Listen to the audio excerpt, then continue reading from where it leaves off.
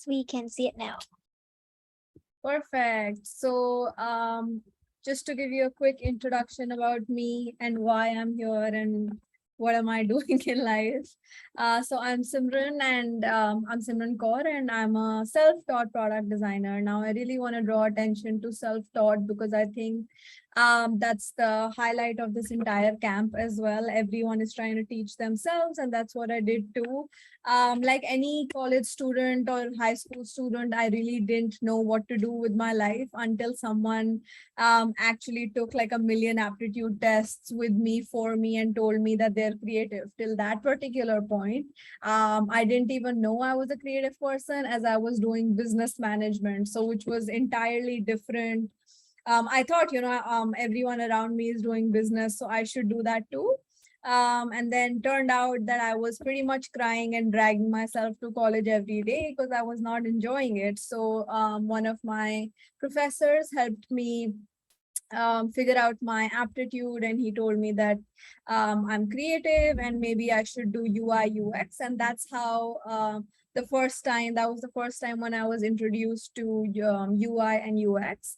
And then but that time I was already in a full-time college. I didn't want to drop out. I didn't know what to do. So I started self-teaching. I learned through every online portal that you can imagine: lynda.com, Coursera, Google. I pretty much was in front of my laptop all day trying to, make this happen for me because this particular person believed in me so much.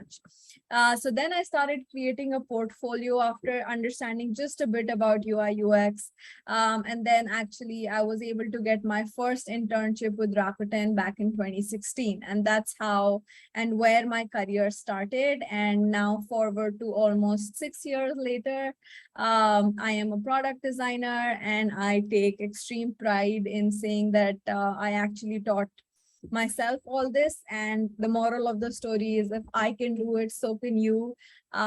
You just have to set your mood to it. You have to set your passion towards it, and there's nothing that you can't achieve. And I absolutely love designing and solving problems and brainstorming and ideating. I absolutely love it. And yeah, and as a designer, I collaborate with product managers quite regularly. It can sometimes be tricky as there are so many genius minds that I work with, one of them being Annie and Tanmay, because we're all in the same team at Rakuten Travel. And one of the ways that we approach brainstorming are some of the workshops that I'll be going through today, and I'll be focusing on wireframing, which is a very, very integral part in not just a designer's life, but also a product manager's life. So yeah, I hope you can learn this, and let's start with the lesson. So are you ready? Let's go for it. So just to start and begin by telling you all what are wireframe, or what is a wireframe. So wireframe is the blueprint of a digital interface. Once again, a quick reminder: if there is any point you do not understand, even a single word that I don't that I use that you guys don't understand, feel free to stop me and ask me the meaning of it. So coming back to what is a wireframe, it is simply a blueprint of your digital interface. So now imagine that you are a human, right? And now you have a skeleton, and then you have your skin on top, which makes you look a certain way. So the bones, the skeleton of your body is basically the wireframe, and then the skin, your face features are basically the UI. So I hope that's that's a good enough example. So in another words, it's a drawing that shows the relationship of the content that is placed on the interface, whether that's a page on a website or a screen of an app. It basically shows the relationship to it. And it's a foundation of your digital product, and it informs the user as to where and how to use those final images, a final content, and even interactions. So a wireframe is typically a rough sketch using a pen and paper, or it is created with a digital software like Figma, Miro, and there are so many more. And yeah, so that's the basic high level of what are wireframes. Now, I know you might be thinking when I said it's done with a pen and paper, so you're thinking, oh, you're a designer, you can do it. You need to be creative, you need to be artsy. No. Um, you see, this is one of the wireframes that I created on the screen with pen and paper, and you see how ugly that is. That's because I suck at drawing.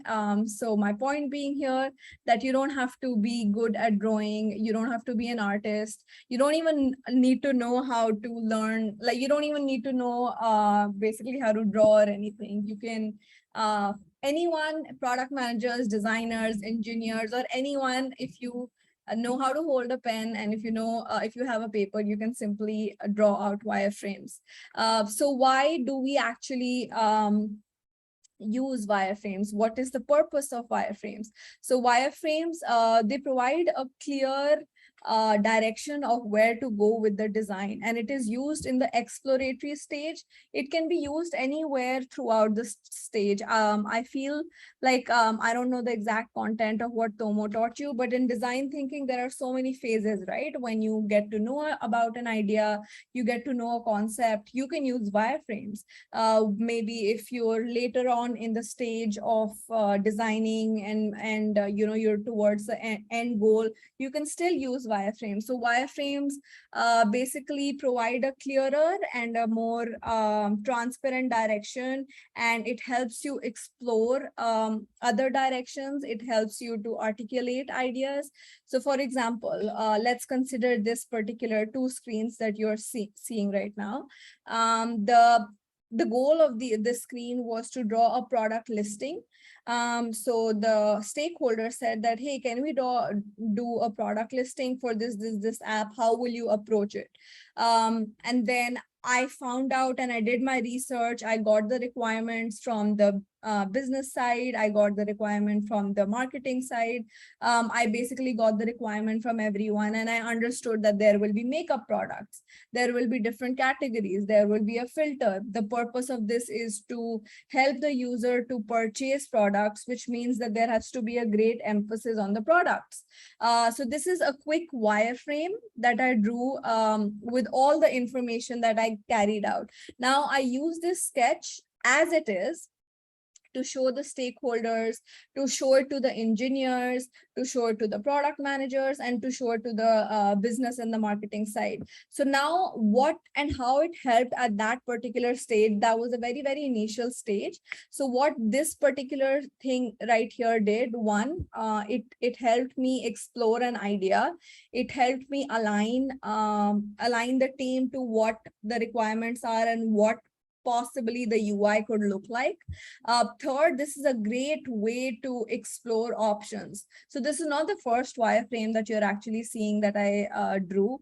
There was a different navigation bar over here. There weren't any icons over here. So which means that this is a great tool to sit with your entire team and explore options. They can tell that, let's say this particular screen did not have this wish list icon, right? So, and I forgot to do it. So one of the PDMs tell me that, what if there is a expectation of the user that there are so many products that the user wants to maybe put something in their wish list, or they want to like a particular product listing without actually having to open it, you know. So this so during that phase, basically you can just explore options, you can hear out options, you iterate constantly, and you make something happen. Again, this is very, very rough, and there are many fidelities to a wireframe, which we will discuss later in the presentation. One of the final things, wireframes are actually also a type of risk reduction. So you see, by doing this at a very early on stage, when we started to do this particular wireframing, we saved a lot of time, because what if I directly made something, what if I made something without these hearts over here? Or what if I made something without, I made the final design without these hearts, or without the price, or without this filter? It would require more time. It would be a waste of time. It would be a waste of resources, which is why wireframes are actually a great way to minimize risk as well. So I just used a term called, I'm sorry. I just used a term that is commonly linked with wireframe, which is called fidelity. So fidelity simply means as to how closely a design matches the look and feel of the product. So I'm going to take you back to the previous example. So this is a pretty almost a spot on. This particular wireframe is giving you like a spot on idea of the look and feel of this particular final design, right? So basically, this is a high fidelity. So lower the fidelity, it's further away from the actual product, and higher the fidelity, it's closer to the actual look and feel of the product. So these two terms, as a product manager, you'll be hearing a lot, which is, again, I'll be repeating: low fidelity, also called as lo-fi, and high fidelity, also called as hi-fi. So let's try to see what the differences between these two are. So low fidelity is basically a line drawing. It's also known as lo-fi, and it usually is focused on the overall design. It does not focus on the details, which is why it's super abstract and unpolished. It basically prioritizes elements such as just the page layout, and which is why it is like very less complex, and it only uses things like lines, shapes, or just like a line for a text. Why and when do we use a lo-fi is when we don't really know the features. We don't know about the content. We don't know the hierarchy of the content. We don't know the exact requirement, but there is an idea that is boiling up in your head, and you just want to put it to pen and paper. This is when you use low fidelity. A great example of low fidelity is paper wireframes. So this, like, I was talking to someone and they had an idea, and I was thinking, okay, what to do about this? So I quickly took a pen and paper over here, and this is my horrible drawing, but this is exactly the purpose of low fidelity. It's supposed to be quick, it's supposed to be ugly, it's supposed to be unpolished, but at the same time, it is supposed to articulate an idea. High fidelity, on the other hand, is very close to the actual product, like I mentioned. And this, the one that you're seeing, although it is on pen and paper, it is a very high fidelity design. Why? Because there are a lot of things that are defined. By things, I mean, if you were a stakeholder, or if I am a designer and you're all PDMs, I can clearly tell you that this particular area is for category, and these two buttons over here are for sort and filter. So because there are so many details in this particular wireframe, and the exact details in this wireframe, it becomes a high fidelity. This high fidelity can be done on a paper, or it's done more on a digital software like Miro, Figma, Balsamic, and so many more. And it uses things like the exact wordings, the exact text, the exact content. It has a hierarchy. It can also have colors in it, but not the exact colors, because we're still not doing the full and final UI. When is this used? It's mostly used when it's almost about to translate into a final screen. Again, by screen, I mean it can be web or app, either of those two, but it's mostly done right before that, or somewhere close to that stage. So I'm going to take a quick poll, or maybe not a poll, actually. You can just put like a smiley if you can identify which is a lo-fi versus hi-fi. Everyone who can identify which is a low fidelity versus a high fidelity in this, can they give me any reaction? If you can just identify it easily. Any reaction is fine. Awesome. So there are a lot of people who can identify a low fidelity versus a high fidelity. Just to tell you guys, this one is a low fidelity, whereas this one is a high fidelity. Now, you guys must be thinking that these two look almost similar. What is the difference? So let's really dive deep into it. So for a low fidelity, like I told you, it will be done at a very earlier stage or when things are not clear, right? So which is why you'll see very small changes, which actually creates this distinction between lo-fi and hi-fi. So over here for the navigation, we have item 1, item 2, item 3, item 4. Whereas in the high fidelity, we know the exact menu that we're going to have. For example, product, about, portfolio, team, contact. Now, the second difference is that we knew that there will be some sort of placement over here, but for the high fidelity, we're trying to narrow it down to maybe circles over here. Same goes for we just had an idea that we can place the logo over here, but here we're actually seeing how the logo and with the content will actually look like with the whole feel of this particular wireframe.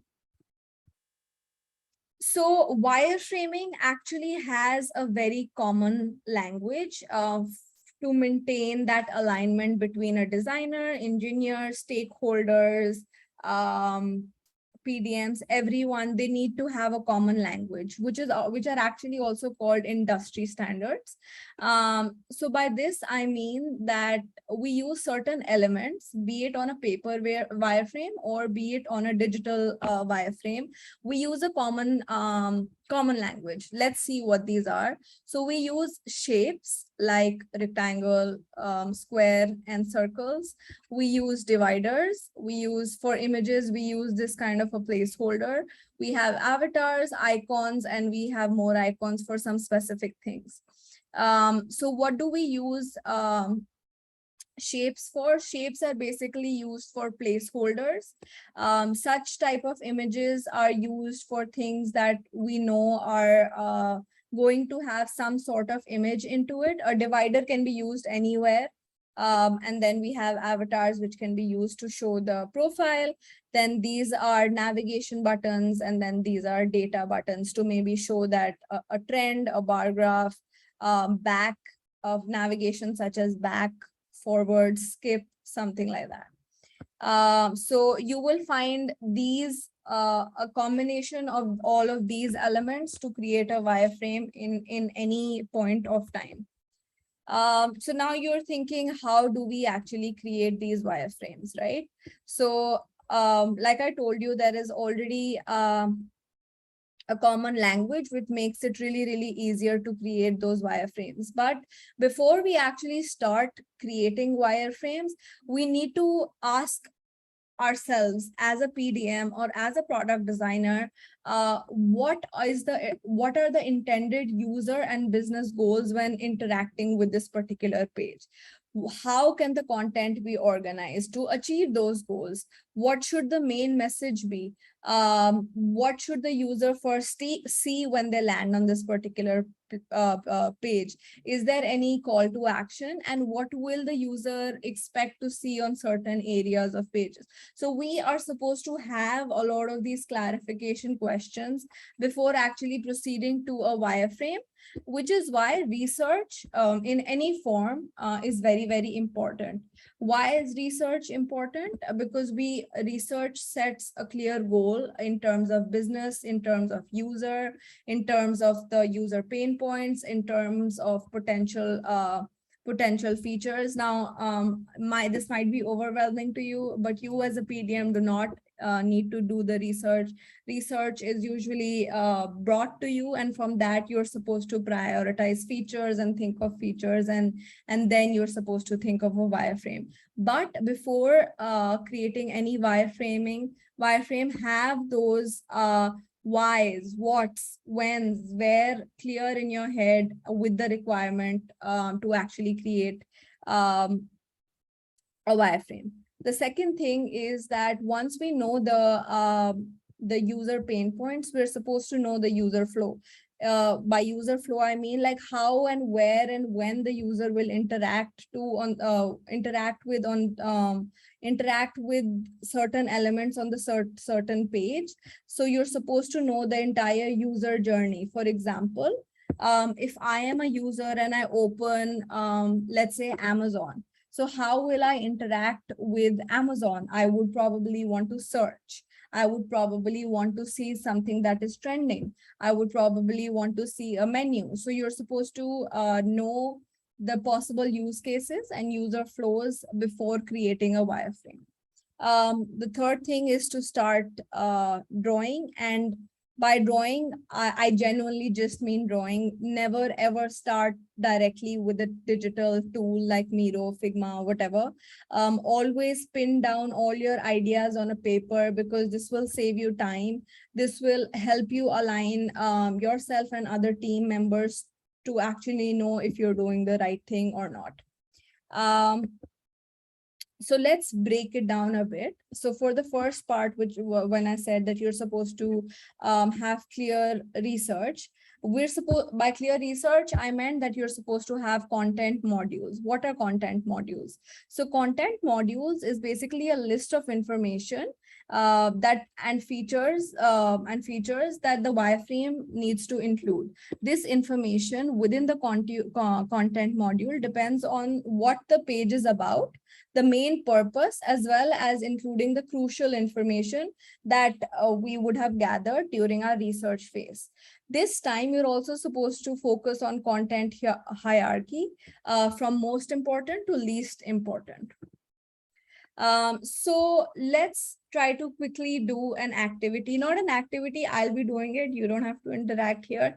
But let's say I was supposed to create a video streaming website.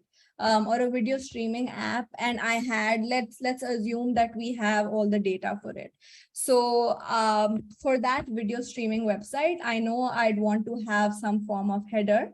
I would want to have a navigation. I would want to have a hero image, maybe to show what is trending. I would want to have categories for different TV shows, movies, blah, blah, blah. And there will definitely be a CTA and then a footer. So this is a very high level requirement. And this is basically what you're supposed to break down to create a wireframe.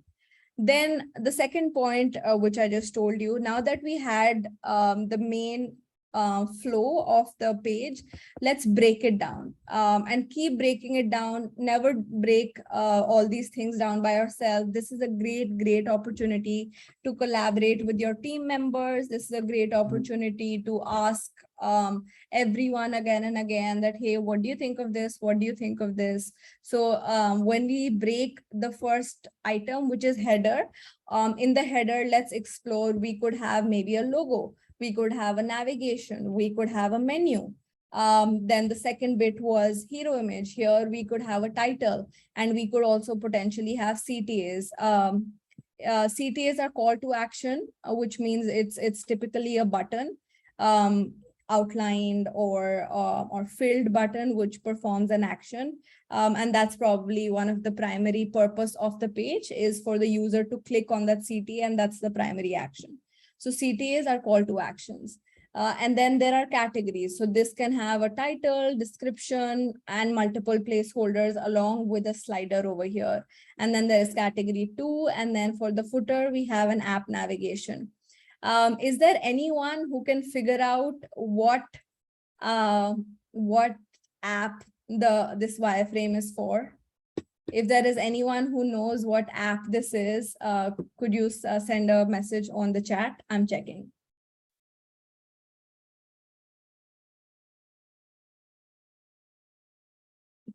Two points for anyone who guesses which app this is before I reveal it. I'm sure you guys use it a lot.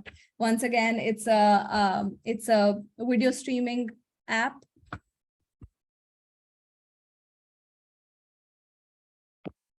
Pretty close. A lot of you guys guessed it. Yeah, it is Netflix. That's correct. But we'll talk about that later. So before, when you're on this stage, there are a few do's and don'ts. So like I already mentioned, don't straight away jump to a digital tool, because you're going to iterate a lot. You're going to change a lot of things at this point. So it's always good to take something like this with you and talk to other team members, and then finalize on the content, finalize on the page layout, and then switch to a digital tool. Since at this particular stage, everything is really rough, you don't want to add too many details. So which is why you see I haven't added any detail over here. Like I don't know what these particular menu items will be. I don't know what this particular CTA will be. I don't know the description. I don't know what the footer navigation will be. So do not add any details when you're creating a lo-fi wireframe. Do not use colors, like I already told you, because that's not going to do any good at this particular time. And since it is even if you're doing it digitally, which you shouldn't, never try to make it like a perfect drawing. Don't use too many rulers. Don't you it shouldn't look perfect, because the idea of a lo-fi wireframe at this stage is to not look perfect. So now that you've broken it to a bit more, you know what and how the page layout will be, break it more. Don't be afraid to break it more. Again, interact with all your team members and colleagues and think of what the potential features can be like. So for example, from that, we have product listing like TV show, menu listing like TV shows, movies, categories. Those CTAs we know look like add to list and play. There is a title of the movie. The content can be recommended shows and new movies. And then we also know for the footer, the main navigation will be home, new, search, and downloads. So break it more. So to quickly iterate the entire process, you start with a very high level understanding.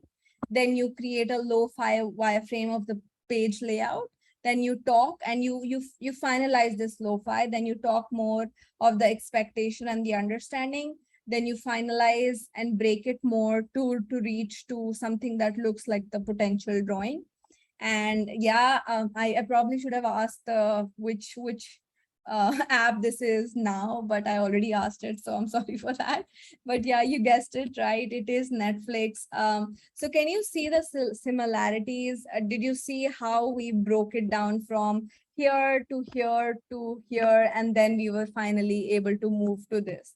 So this is what Wireframe does. If we were a team, and we would actually be doing this particular screen, this is how you should be approaching it as a product manager, as a designer, or whoever, or whatever your role is. That is it for this particular session. Now it's time for a 10-minute break, and we can meet at 7:40. Is that fine with everyone? Alrighty. I hope this was helpful. And if there are any questions, feel free to drop them in the chat, or you can unmute yourself and ask. And let's catch up in 8-9 minutes. There is a question from Crystal. Do you want to ask Crystal during the break? Yeah, thanks, Annie. Hi, Simran. Hi. I have a question concerning, you know, expectation management on low-fi, high-fi wireframe. And an example is that previously I created a hi-fi wireframe. But my team think that it is still like too rough and too simple. And it seems that they are expecting a nicely designed stuff. So in that case, I would like to know, how would you manage your team's expectation when you're giving them some, you know, like low-fi wireframe, or even if you give them high wireframe, they may still think that it's too rough and too simple. That's actually a great question. And this is something that I have been through quite a few times, and this has actually been one of my learnings, and I'll share the story with you at this particular time. Actually, let me pull up that website real quick and I can share it with you. I think this is a great moment to show that.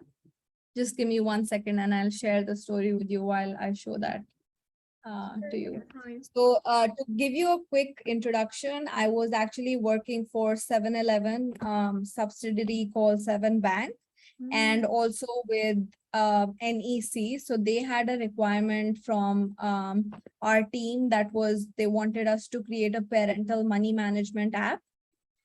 So for this particular thing, we had a lot of stakeholders from the client side, and there was by stakeholder, a lot of stakeholders I meant of different visual language with the different visual thinking abilities, and just the way they understand things. It was a very diverse group of stakeholders.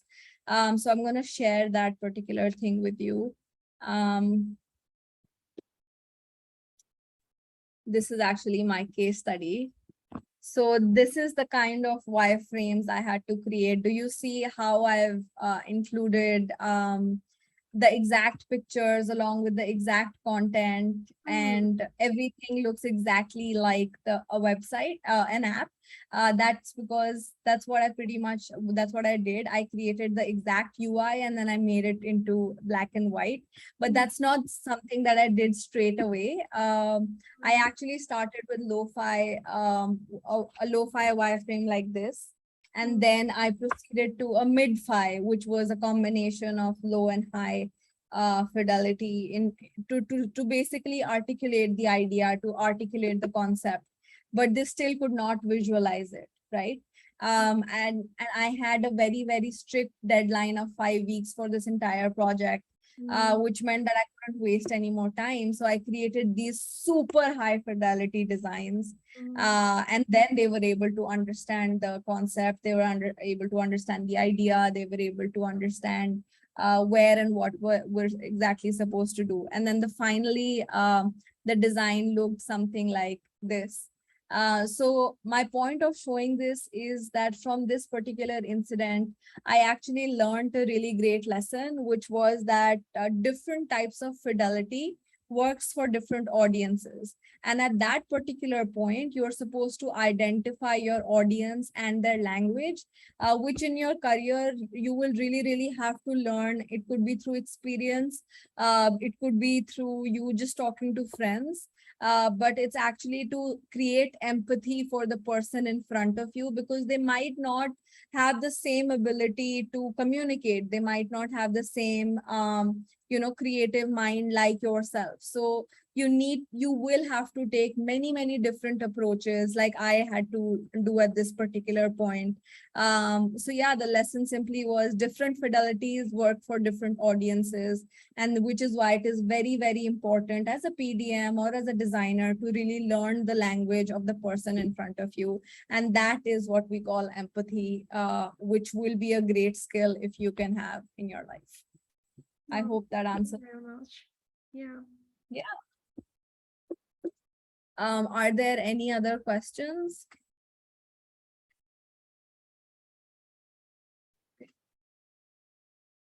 Oh, interesting. Someone said that it looked like Twitch.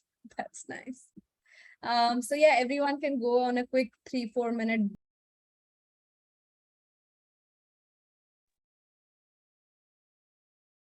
Hello, everyone. Is everyone back? I know it was a very short break.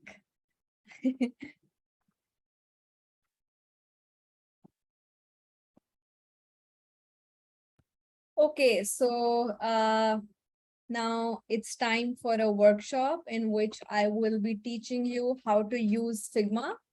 And you will be using it with me. So how we'll be doing it is that I'll be sharing a link. I think Annie has already shared that link with you all already. So we'll be on a whiteboard or a Figma space where we will try to duplicate one of the wireframes that we just saw for Netflix. And yeah, I will quickly give you an introduction to Figma and a couple of basic things that can help you understand Figma better. So also, before I start, I want you to know that Figma is not just for designers. Actually, product managers use Figma a lot, which is why I am giving you this quick introduction to Figma kind of a workshop, where if there is a moment in your careers that you're supposed to make a quick iteration on one of the designs, or you're supposed to create your own wireframe, you can actually do it on Figma, because that's what designers use, and you knowing how to use it will make the collaboration a lot easier. So thanks for sharing the link. If everyone could click on the link and can join the page, it'll be great.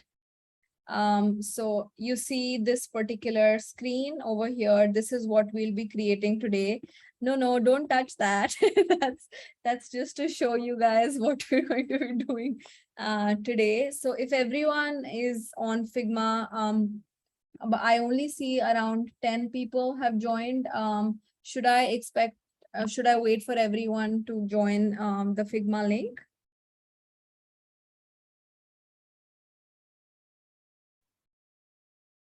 Because I don't know if that's a limit, but I can only see around 10, 11, 12, 13, 14, 15 people have joined till now. So maybe I'll give it 2 more minutes. To everyone who just got back from their break, please join the link on the chat. It's a quick introduction to Figma, a very basic introduction to Figma. And we'll be waiting till 7:45 for everyone to join.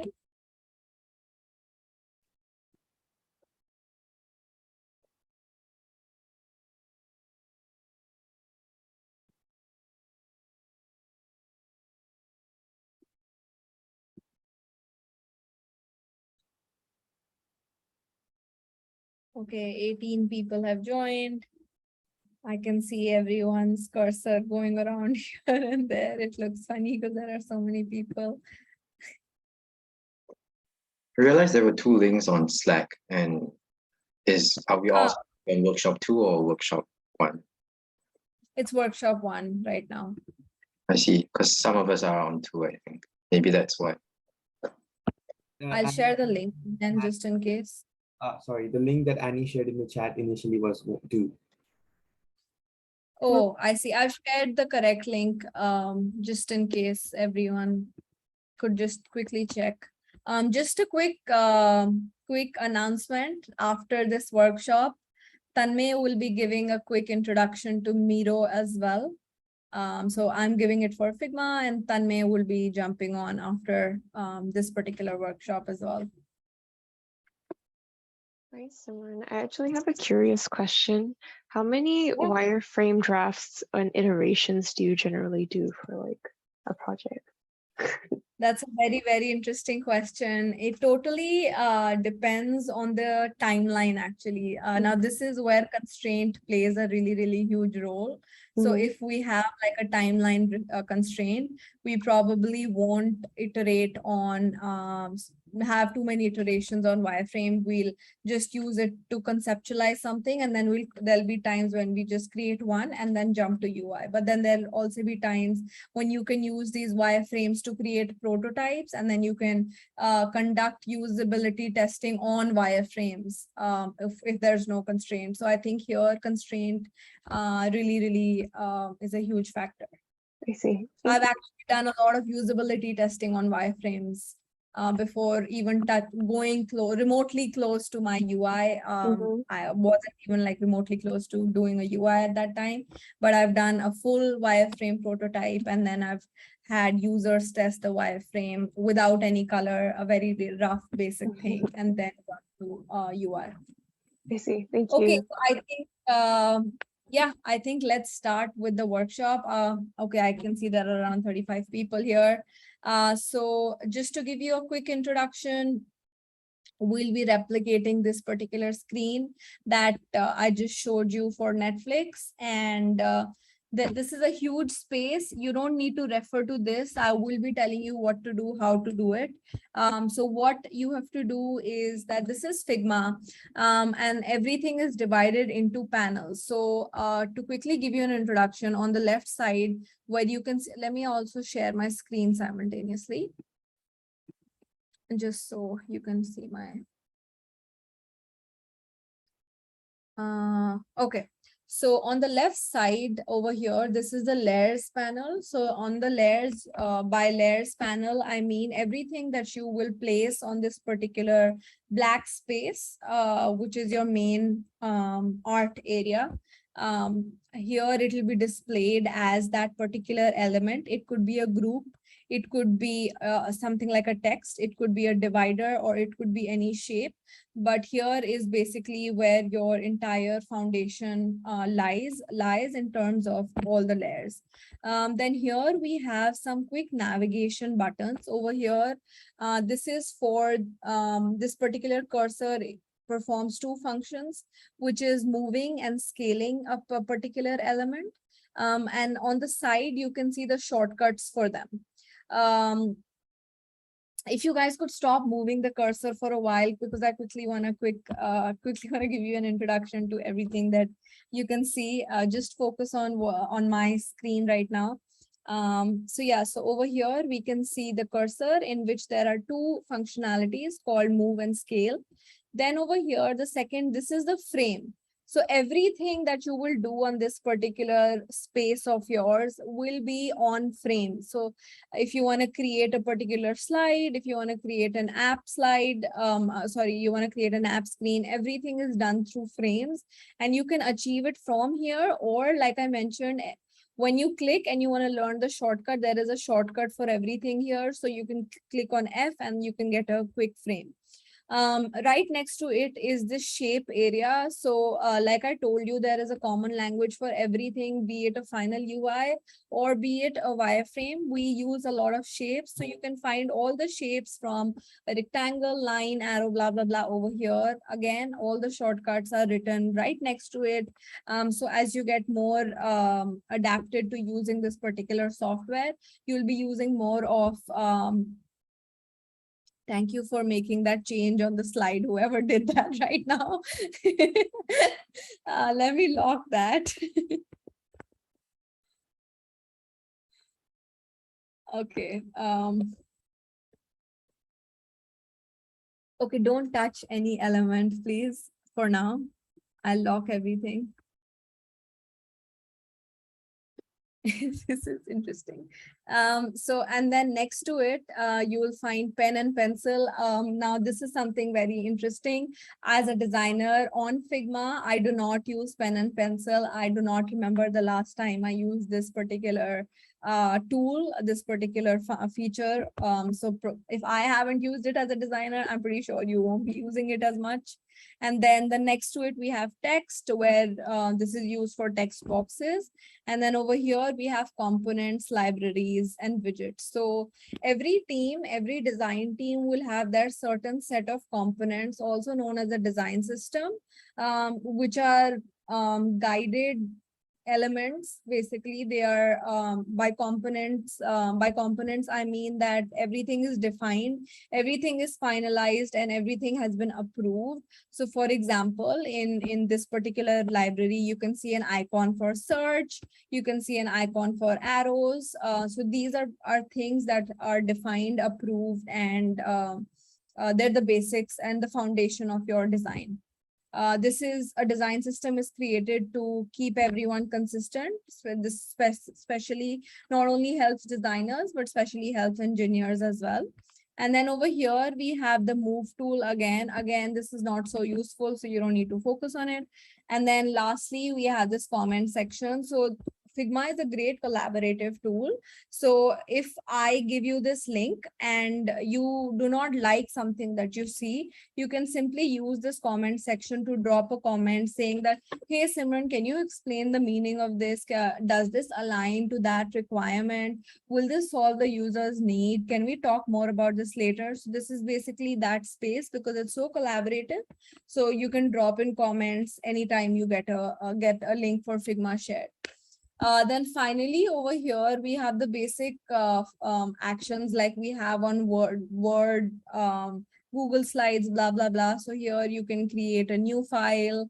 You can edit things like you can do undo, blah, blah, blah. And you can download plugins and so on and so forth. Then on the right hand side, we have a panel for, on Figma, you can not only design, but right now we are on the design space. You can also create prototypes. So if you click on the second segment for this particular segment bar, which is prototype, you'll go to prototyping, and Figma allows you to link different artboards together to create a prototype, but that's not something we'll be focusing on today. And then the third element over here is inspect. So what inspect does is that once you share your particular file with other engineers, they'll be able to see the code for it. They'll be able to see a proper code for everything, for CSS, for background, and whatever elements there are on the page. So for this inspect area is specifically useful for the developers. So yeah, that was a quick introduction. Now let's do this together. So this is a huge white space where we'll be black space over here where we'll be creating this particular screen. So I want everyone to grab their own spot wherever they feel comfortable. And I want everyone to do not select. I want everyone to just press A and just follow my lead and just try to do it with me. Just press A. Can someone tell me maybe Lek? Can you hear me, Lek? Yes, I can. Can you tell me what you can see when you click A? My cursor becomes a cross. Yeah. Okay. So when this, by clicking on A, you can see this. Let me actually try to hide. Just a second, please. Okay. So when you click on A, you can see the specific types of frames. Like now I told you that everything on Figma that you do is created on frames. So here in this particular, by clicking A, you can see specific frames. No, do not create frames right now. I will tell you what to click, but it's good to experiment. So if we're creating for a phone, we have predefined frames for phone, for tablet, for desktop, for a presentation. So this becomes really easy because everything has a common language, and so do these screens. So we are going to be creating for an iPhone screen. So I want everyone to click on phone and maybe click on iPhone 8. Is that fine with everyone? Let's click on iPhone 8. Okay, I know now some screens are overlapping, which is why I want you to grab your own spot, like just move it around to a place where the iPhone is not overlapping with anyone else. Aya, are you stuck? If there is anyone who's stuck or who could not get this particular thing, let me know real quick.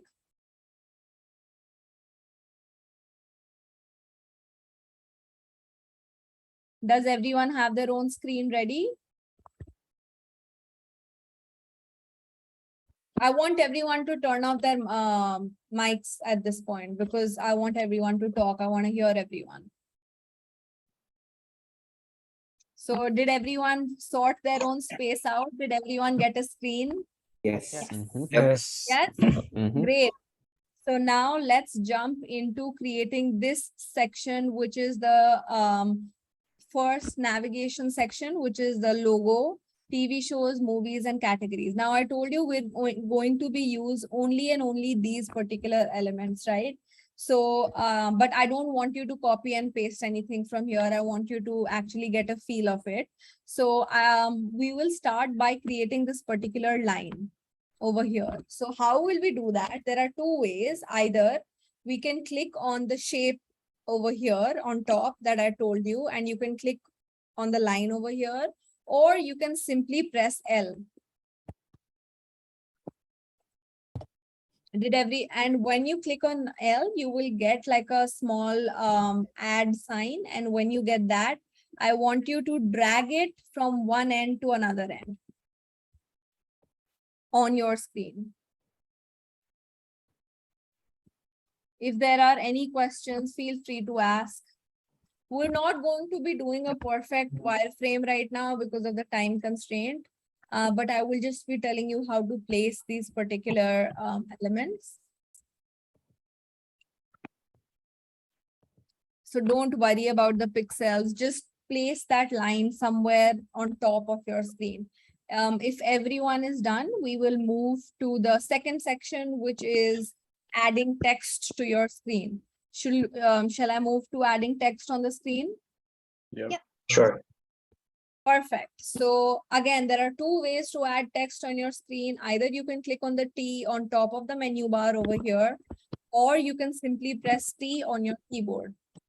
Once you click that, you will get, again, you will get that add sign. And when you click anywhere on your screen, you will get a text box or the text line blinking.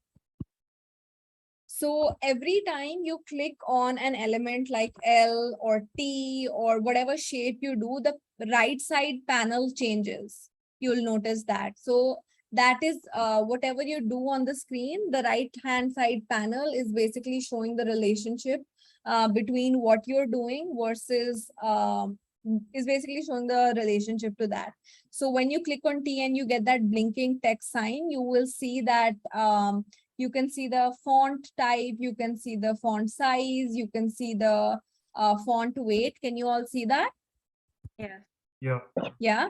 Okay, so Yeah. now type anything you want. I'm just going to type logo and then leave it on your screen. Leave it on your screen. So does everything have a shortcut in Figma? Everything has a shortcut on Figma. Hmm. I can provide you the resource after this. Everything on Figma has a shortcut. So you may not need a mouse at all. No, maybe to place the You do, thing. you definitely need a mouse. So once you've put your text, I want you to learn how to drag the text. Okay, so now you can see your text is placed somewhere on your screen. So like you use the mouse, I want you to grab hold of your text and I want you to take it on top or close to the navigation line that you just drew. Can you do that? Let's try to do that, everyone. Right.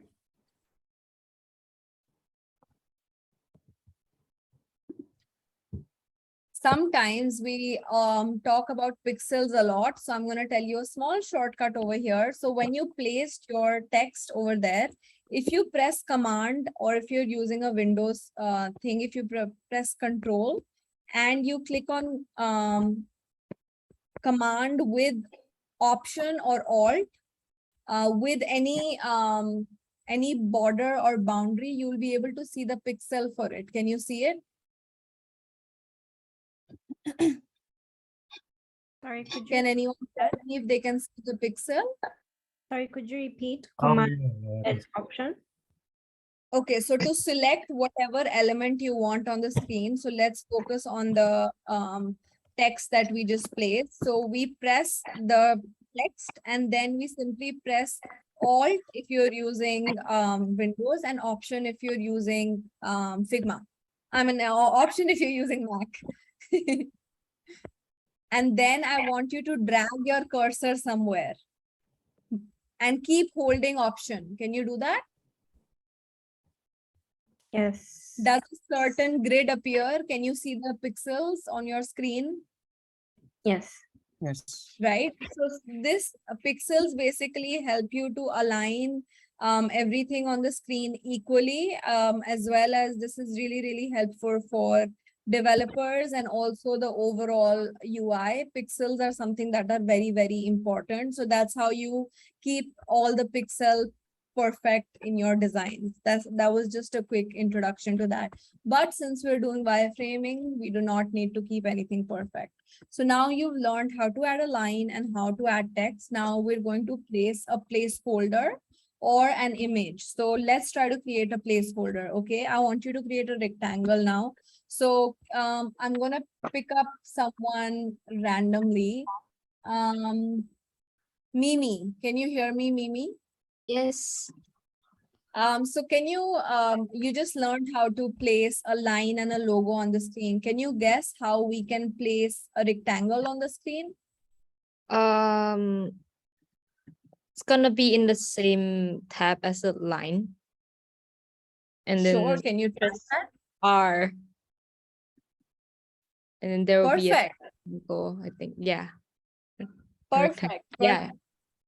Yeah, so again, there are two ways to do it. Either you can click R or you can just go to the shape panel and select rectangle, and then you'll get the add sign, and then you place your rectangle over here on the screen. Can everybody do that? And as soon as you draw something on your screen, you can see the width, the height on the right hand side, the right panel, because the right panel basically shows the relationship of the element that you're doing.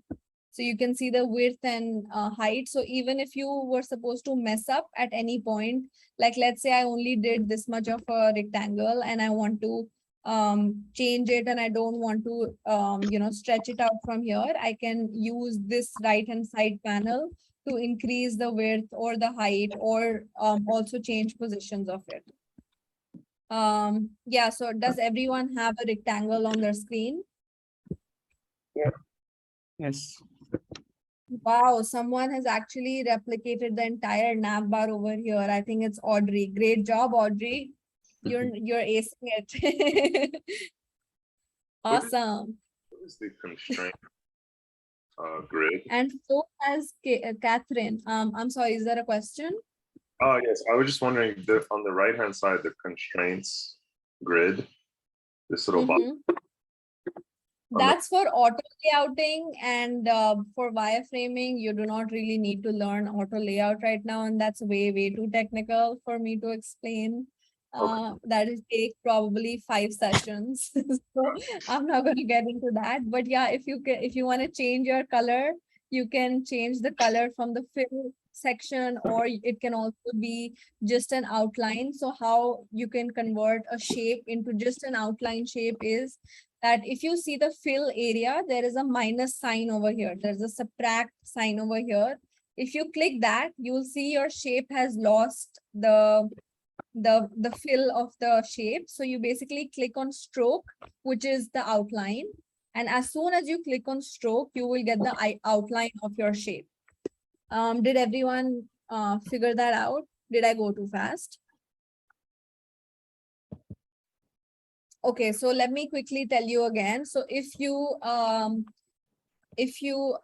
have the shape selected, and if you click on stroke on the right hand side panel, can you see there is a stroke? Stroke basically means the outline of any shape that you'll do. Stroke is basically the outline. So if you click on stroke, you'll get the outline of that particular shape. Was anyone able to figure that out? I'm gonna check. Aaron is changing colors. Good job, Aaron. Audrey has done it again. Awesome, Audrey. Good job, Ado. You also played with the stroke weight. That's great. Lek has also done it. Wow, Lek, you are advanced, bro. You have created the footer as well. That's amazing. Lek, that's great. You're doing so well. That's great, guys. So yeah, that's basically how you can do strokes, or you can fill and you can change colors. So those are the 3 things that we learned right now. Now I'm gonna tell you how to create the footer or add different type of shapes through which you will be able to create the footer later. By the way, even when the workshop is over, you can use this space to continue to create this and explore more if you want to. So I'm gonna pick up anyone else again. So let's see who we have here. Miyuki. Can you hear me, Miyuki? I think you're muted.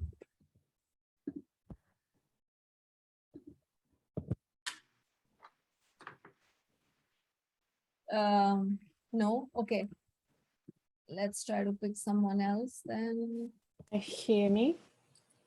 Oh yeah, hi Miyuki. Okay. Okay. Hi. Okay, I have a question for you. We've learned quite a few things. So could you tell me Yes. how we could add a circle to this page? Press C. See, No. that's incorrect. But how do you know what to press? Can you try to check? I'm adding a comment rather than a circle. No. Yes, because C is for comment. Yeah. Don't jump to shortcuts. So Oh, awesome. And yeah. circle is actually called ellipse, but it does not even have the shortcut E because E is for something else. So when you're unsure, just go to that panel and see what the shortcut is. Yeah. So everyone try to add a circle or an ellipse. So again, two ways to do that. Either you can press O or you can simply go on the menu right there and add an.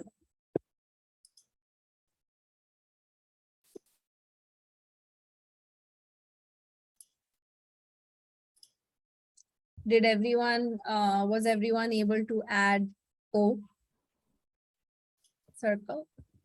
Yes. Everyone has been able to add circles. That's great.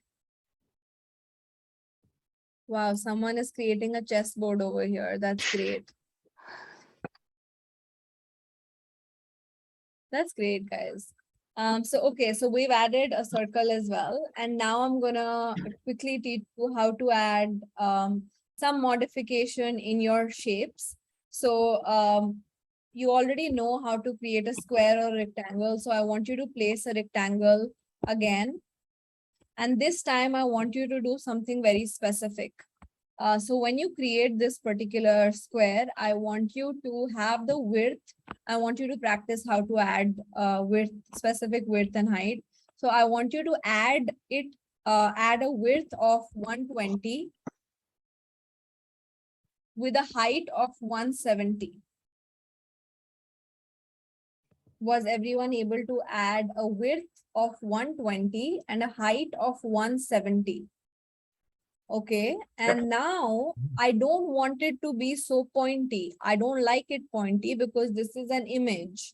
So I wanted to talk and look more like an image. So I need to make these border, the radius of this particular shape round. So how do I do that? Has anyone able to figure that out yet? If not, I can quickly tell you. There's a rounded corner in the design kind of dash at the side. So next to angle, there's a rounded corner. Yes, that's for the radius. So you can simply click that and let's say we want to add the rounded corner for 8 or 4. 8, let's do 8. So can everyone make a rounded corner for 8? If everyone has done that, can everyone just say that they've done it? Yep. Yeah?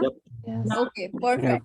I want you to undo that. So I want you to make that 0 again because I want to teach you another method as well. So sometimes you just want to eyeball these things, right? So you click on the shape again. And when you click on the shape, drag your cursor towards the edge of the shape. You'll see 4 circles. Does everyone see that? Yes. Yeah. I want you to hold that circle and drag it down, pull it down. Oh, cool. Wow. Yeah. Wow. Okay, what was So the that's radius? another way. Wow. What was the radius we were supposed to bring it to? 8. Can 8. everyone bring it to 8 with that by pulling it down? Yes. Yes. Cool. Is this great? Yeah. I want you to learn one more modification over here. Can you change the radius to 0 again? And I want you to look at my screen right now. Can everyone look at my screen real quick? Mm-hmm. Yeah. Yeah. Yes. So over here in this particular area, you see that there is a radius over here. There is a radius over here, but there are no radius over here. But we learned that every time we add a radius, the radius gets added on all corners. But there is a way to add radius to specific corners as well. So how do we do that? There is an independent corner button on the right hand side panel of your radius. So just close to on the right side of the radius button, you will see there are like 4 independent corners, an icon. Does everyone see that? Yes. Yeah. Yeah. So you click on that, and when you click on that, you will get the 4 radius for all your corners, and you can modify it according to your requirement. Can everyone try maybe an 8, and then you click on the second one, and once you move to the second field, you will see which exact corner it's changing. Can you see that quick animation that will tell you as to which radius is changing? So we are going to keep the radius as 8080. And then I want you to press out of the shape, or actually let's make it 32 0 32 0, because that makes a cool shape. 32 0 32 0. Did everyone figure that out? Yep. Yes. Awesome. So now you have a cool shape. So now you know how to change colors, you know how to change shapes, you know how to add different types of shapes, you know how to add text, you know how to add dividers, and that's basically how you have learned how to create a wireframe and use the common language of wireframes. Is that cool with everyone? Yes. Yes. Yes. And that's my time for Figma. So now Tanmay will take over, and feel free to use this space after the workshop as well if you want to practice. But don't worry, I have another workshop in which you will have to create a full-on wireframe. So stay tuned for that. This is a long session today, I know, but I hope it's fun. And over to you, Tanmay. Thank you. Yeah, I mean, I'm also personally really enjoying it a lot. So whoever's enjoying, can you throw a reaction in the chat or just on your screen? Nice. Cool. So I asked Simran for some time today because I wanted to show you wireframes, lo-fi and hi-fi in action. Because as product managers, we mostly, in most cases, we require to do lo-fi. But if you can do hi-fi, that's even better, because then when you just try to justify your ideas to your senior managers, your CEOs or whatever, then you can really show them visually, because people don't have a lot of time to read text. So if they can see good ideas, it makes it easier. Also for me, making wireframes has been a very easy way to explain to the designers in the team what our expectation is or what our vision is of this product. So I want to start with an example of my Mizu. So I'm sure by now we've promoted it enough that you guys might have at least checked it out once. So I think last year when I had just joined the team, so the first thing we decided was that we wanted to do a hydration tracking function. And this was the wireframes that I created. At this point of time, I was also very new to wireframing. So you can see I basically like just use shapes and buttons and text, and literally the kind of things that Simran showed, like icons for data or icons for actions. That's what I did here for notifications, etc. And I did this completely in Miro. So Miro also has a more lo-fi wireframe ability, where they have this wireframe library over here. And if you pull it up, you can see everything's kind of ready-made. So you can pull out your iPhone frames, browser, etc. And then they have all these different kinds of icons, and you can search. So like if I want to search for notification, you can see all these kind of things. So you can just pull them out and start making it as you want. And the one thing I like about Miro, which you can do in Figma as well, but is like you can put like these kind of sticky notes on the side to give more information about what you're making.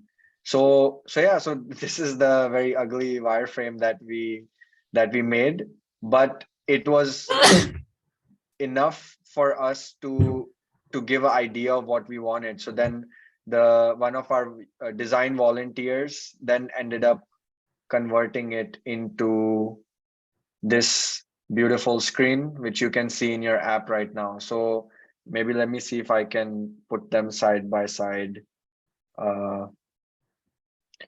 Yeah, so you can see, so this screen ended up becoming this screen, and And that's the difference you can able see. we're not able to see both screens at the same. Oh, sorry, 1 second, then let me. Yeah, thanks for letting me know. Otherwise, yeah. So yeah, so these became the actual high fidelity wireframe, or like the design UI UX design, as you say. And I just wanted to show a comparison of this was the lo-fi wireframe, and it ended up becoming like this, because there was obviously a lot of discussions happening between here and here, but this was good enough for our design volunteer to start creating something, and then we kept on iterating onto that platform. So yeah, so this was one example. Another example I want to give, so here I used Miro. I have another example that I want to give of like a personal project that I did with some of my friends. And this wireframe was actually made on Figma using all the stuff that Simran just taught us right now. So let me share again. So we made a productivity app, and so this is what I did. So you can simply see it's just text and buttons, and text, buttons, icons, super simple. And even for the images, like there's no image, there's just the thing that, okay, there should be an image here, etc. And sometimes we didn't even know what text we needed, so we just put some dummy text. And then it got converted into this really nice design, where we basically made a productivity app, and you had like a mascot as a cat, and you could like create sessions and do all these different kinds of things. So from that, it became this. So maybe let me try to put a side-by-side comparison. Oops, what happened here? Oh yeah.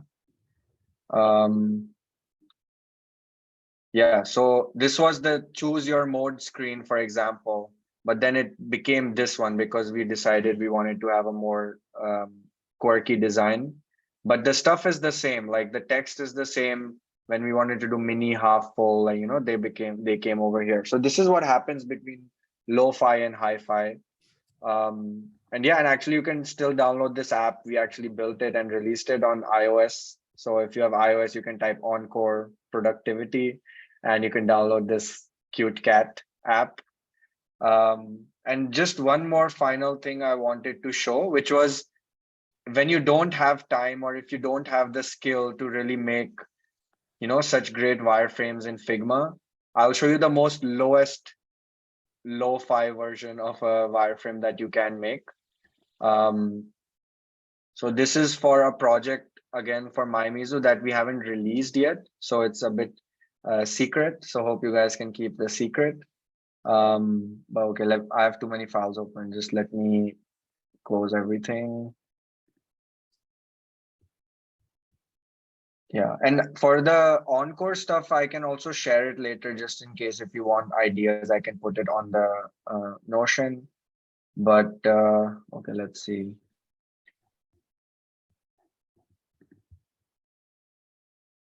Yeah, okay.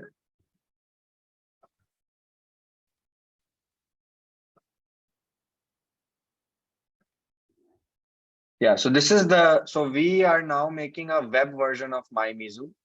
And because we needed to make them quickly, this is like the most lowest fi version that I could think of. I just literally screenshotted Google Maps. Actually, if you're ever in Futakutam, Magawa, these are all the restaurants I recommend you to come. But yeah, so I just screenshotted my Google Maps. I just put like random buttons here. And even like you can see, I just put like post-its here for like what functions we actually need. And then here is like, if you clicked on a spot, like it would pull up again. This is a screenshot from Google Maps. If it's made already, I don't want to waste time making these shapes. So I just give my expectation. and this is kind of how it might look. And here I modified it a bit because it's different for my Mizu, etc. And then yeah, so we kind of like put it like this, and then this is how it ended up looking for the web version. So very kind of a very similar to what we decided, but yeah, so obviously much prettier. And if you guys know Hakuhodo, they helped us make this design. They volunteered for it. So yeah, so I just wanted to show you how you can start with lo-fi, and then that's good enough for designers or whoever is making your hi-fi wireframe to go ahead with that. And it's really great to show that, because then that shows that you went through processes. So if you first show your paper wireframe, then lo-fi, then hi-fi, so it means that okay, from step 1 to 2, 2 to 3, you had many iterations, and you had many discussions, and it's obviously great to see the final product when you show where it started from. So that's an idea you can take for your presentation. Hopefully you can have some hi-fi wireframes for your final presentation, because the challengers are used to seeing some high quality product. But even if not, then maybe you can still make lo-fi wireframes, but in a good quality manner using Miro or Figma, as you see. So yeah, so that was it from me. Back to Simran now, if she's around. Yeah, I'm right here. That was awesome, Tanmay, and you actually revealed the secret, which I wanted to be revealed at the end. Yes, Oh, what? you don't put in the effort to create all the shapes and all the things yourself. There are many, many, many plugins that already have all that inbuilt, and you simply have to take those and place it wherever you feel like. And I will be sharing a list of all the resources towards the end of the session. So before we jump to the next section, which is workshop number 2, and this is going to be an hour-long workshop. So be prepared for that. And before we jump into that, let's take a 10-minute break and we'll be back soon. Thanks, everyone. Come back. So actually, when I just heard Backstreet Boys, Tell Me Why, it reminded me of this meme. I don't know how many people have seen it. What's the one thing that is common between product managers, Backstreet Boys, and 4 years old? Tell me why. Okay, so let's jump into the workshop. Great drawings, everyone, and great workshop. And okay, so the second part of the workshop is actually divided into 2 parts. One is the first section is a design thinking workshop. This is also known as a whiteboarding workshop. So ideally this is done in person, but now since everything is remote, we do everything digitally and online. So this is a whiteboarding session in which I want everyone, if possible, if you all can turn your cameras on, and if you could also unmute yourselves, because I want to be talking to you guys while doing this exercise. So to quickly give you a gist, can you all see my Figma? Yep. Okay, perfect. Can you send the link again once?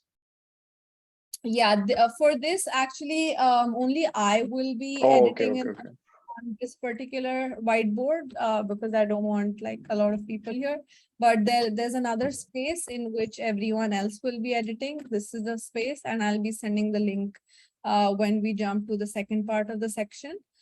So for this, we have a design thinking workshop, which I think now you're aware of. So this is a design thinking workshop, and after that we'll be creating wireframes. And after creating wireframes, we will also be conducting a very quick usability test and also sort of a retrospective to understand what went wrong and what didn't. So let's just jump into it. So the first thing is, so imagine we're a huge team. All of us, we're a huge team together, and we get a requirement and an idea, which is a task which is redesign the gift giving experience. So here I've also added some questions that we can sort of clarify before jumping into ideas. So once a stakeholder gives you an idea like this, redesign the gift giving experience. So as a PDM, what you should do ideally is break it down and understand why we are doing it, what and how does it benefit us as a business, what are the user requirements, in what scenario the user will require it, what are the different type of users that will be using it, who will be our primary user, and so on and so forth. So that's what we'll be doing in this particular whiteboarding. So let's start. If there are any, so I'm going to nominate people and I want you to ask a question as a PDM, and we will be answering that. And this is a very, very broad idea right now, and we want to narrow it down till that point where we have an idea for an app or a digital product or an NFT or a moonshot idea, whatever. We want to narrow it down, right? So I want you to wear your PDM pants or your designer pants or your creative pants, and I'm going to give you like a 30-second buffer to quickly soak in the idea and think how you would solve this as a PDM. What are the questions that you'd ask? I don't want any of you to jump to the conclusion of an idea or a solution right away. I want you to narrow it down. I want you to break it down as a PDM and how you would approach it. I'm going to give you 30 seconds and I'm going to pick out people, or if anyone wants to volunteer, you're free to do that. And I want to know what sort of a question would you ask in this particular thing? What are the clarifying questions? Giving you 30 seconds now.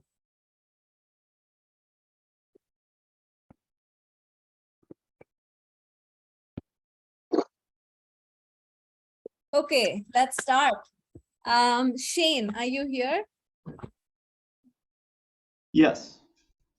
Okay, so if you had this requirement, redesign the gift giving experience, how would you start? I'd probably start with kind of the basic questions of why are we giving gifts, to whom, what are these gifts? Probably start there. Perfect, perfect. So let's try to solve whatever Shane just asked. Let's try to solve it together, everyone. I want everyone to give their inputs and let's start to answer these particular questions. So let's start with what is a gift?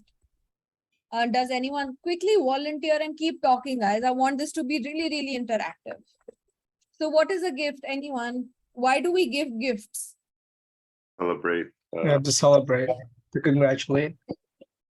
Celebrate, congratulate. What else? To make others happy. Perfect. Make others happy. Okay. Anyone else? A business gift. Business gift. That's a different type of gift. Absolutely. What else? To flirt. I'm sorry. What? To flirt someone. To? To flirt. To flirt. Yeah. Perfect. That's right. So these are the different scenarios when we can give a gift. So it's simply to make someone feel special in any form, right? And then next let's see as a business as to if we were to launch a new business with a gift giving experience, how can it benefit us? Can you think of something businessy? If we had a gift giving experience that as a business, how will it benefit us as a business? Strengthen partnership. Amazing. What else, guys? Increase reachability, like reach out. Okay, what else? Advertisement. Perfect. What else? As a business, how will it benefit us? Maintain a relationship with customer. Right.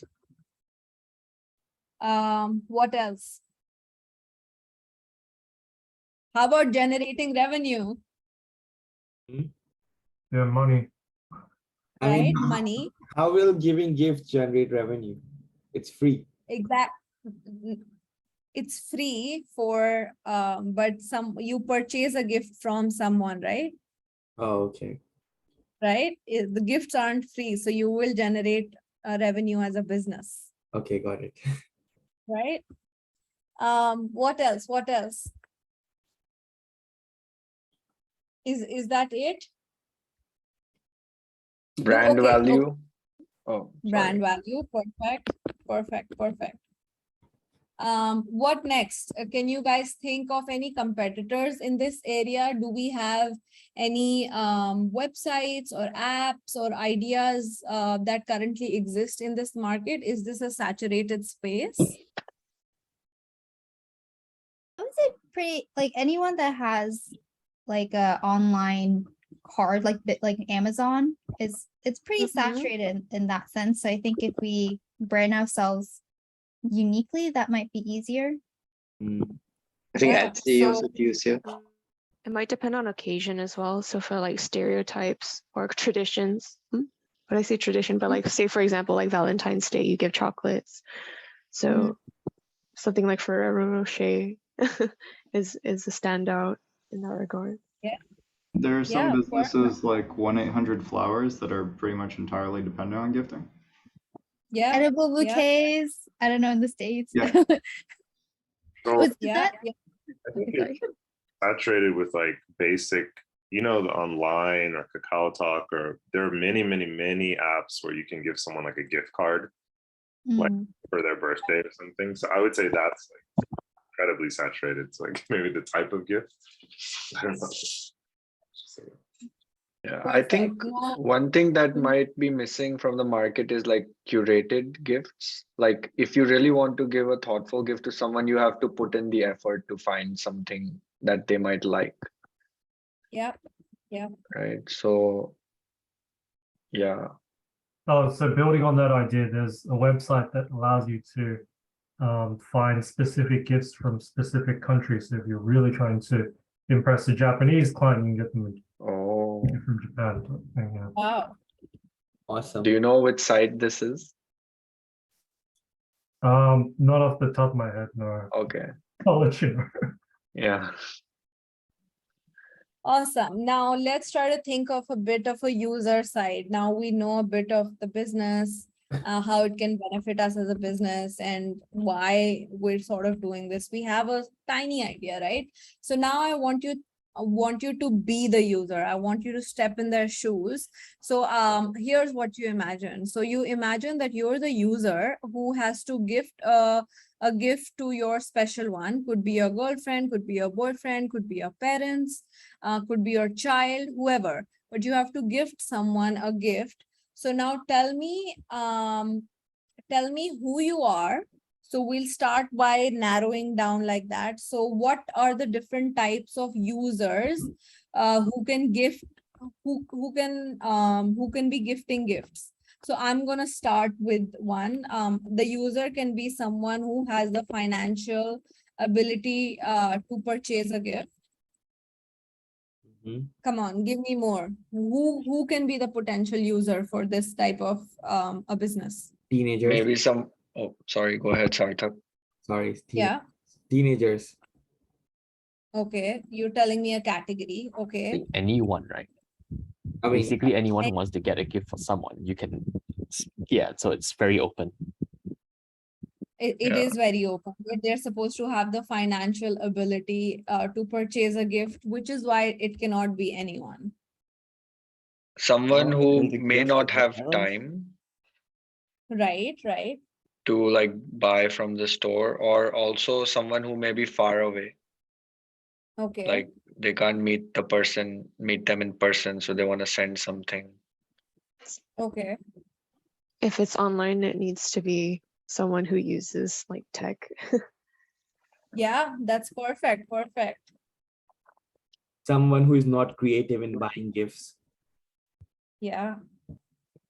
Someone who has low budget, like college student. Yeah.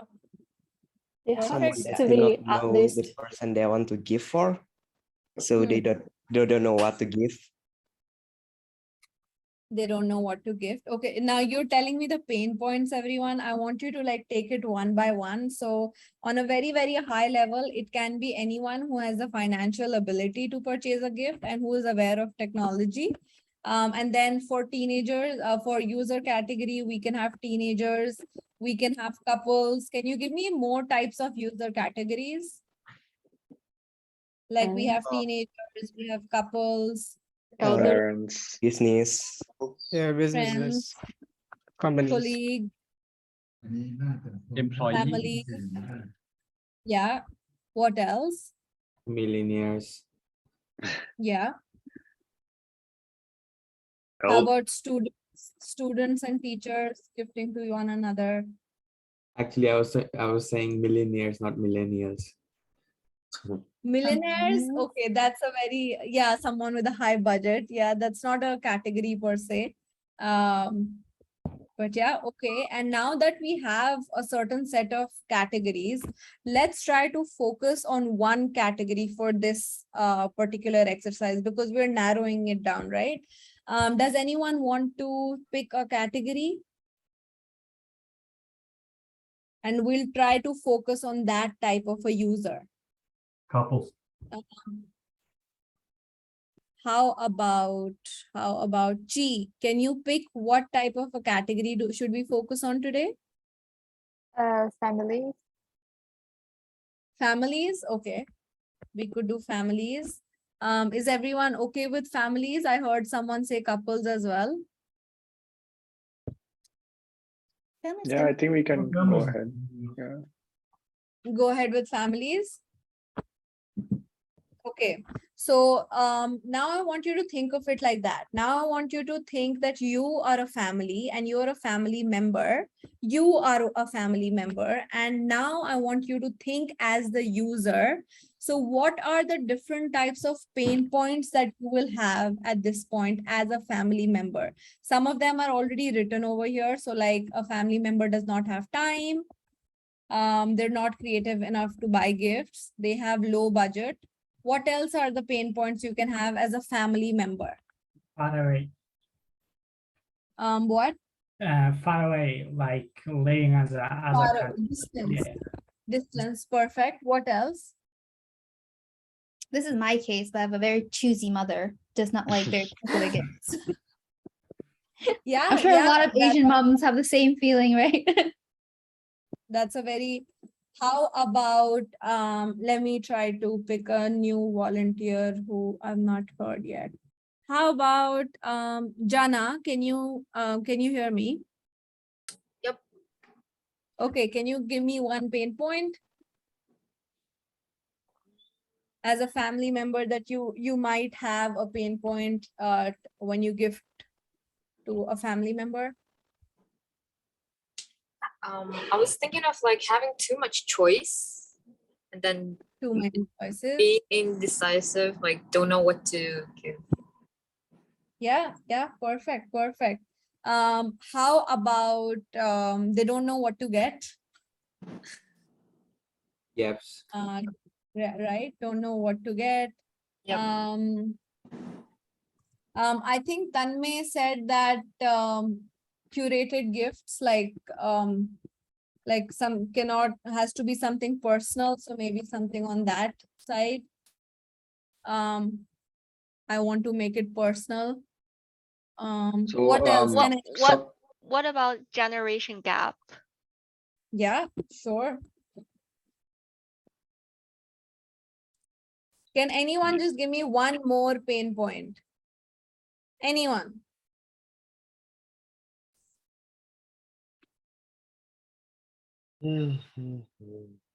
Okay, how about I'll pick. How about Maybe is it a voluntary gift? Maybe I don't want to give them a gift, but I feel obligated because they're my family. obligatory gifts? Yeah, that's a scenario. That's a scenario. We'll be talking about scenarios soon. But that's maybe valid. That's valid. something like a tradition or something like The foreign tradition that you don't understand. Have you heard of Secret Santa? Like you have to give a gift to this. just don't want to give it to them. Maybe it's like unsure what is appropriate at certain times. Like, and I know in Chinese culture, the age 60 is really important. That's unsure what to get, right? Yeah. Like unsure of like what appropriate gift is. I have one. So how about something like I forget as a user, I forget that it's Aaron's birthday and he's my family member. So like Right? last That minute would- gifts. Yeah. So forget or doesn't remember the dates, something like that. Okay, I think we have plenty of things going on now. Let's narrow it down further. So we have a lot of pain points, and from these pain points, actually, we can go further by discussing different scenarios. Like you mentioned, it could be a tradition, it could be an obligatory gift, it could be a secret Santa. But for time's sake, let's focus on these pain points. And it's not, oh wow.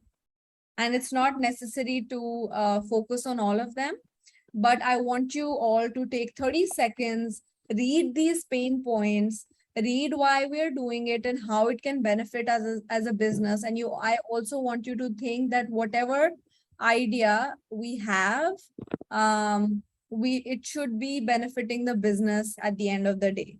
So before that, I also want to quickly, I want you guys to think as to how family members currently purchase gifts.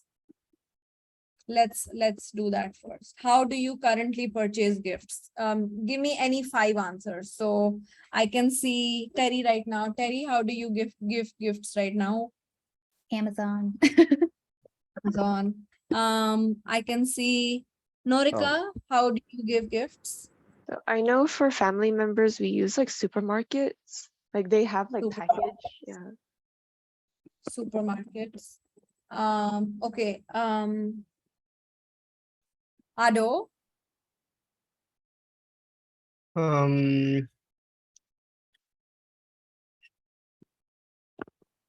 Sometimes some of my family members like to go to do sports, so Nike. Nike, okay. So all in all, I'm not going to spend more time. So basically, either you'll just browse online or you'll go to a store and you'll browse in the store, right? So these are the 2 scenarios of you purchasing gifts right now.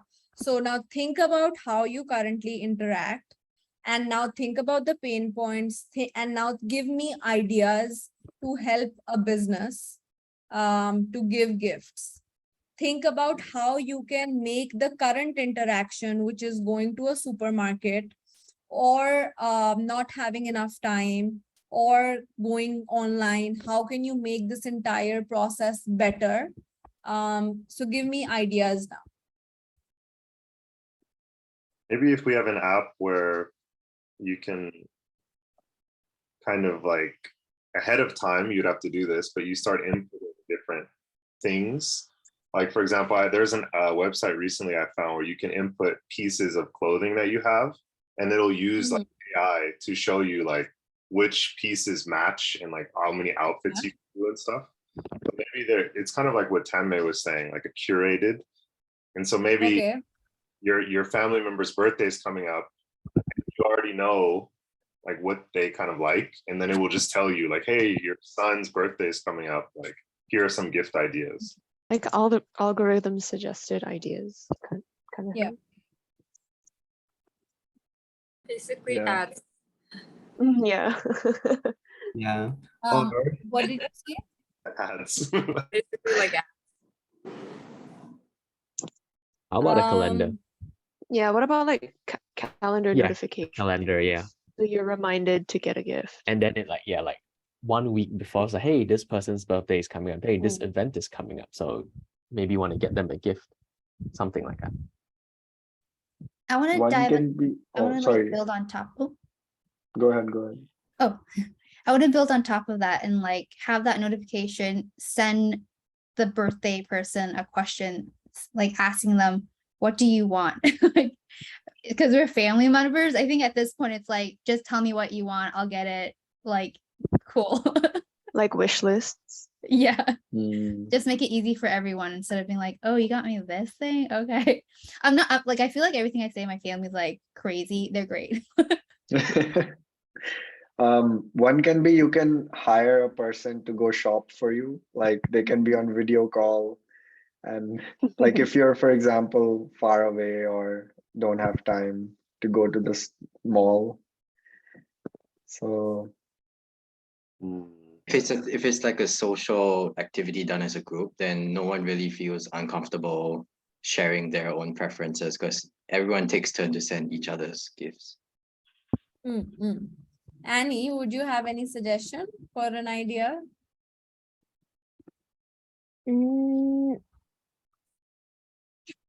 Nothing much. Sorry.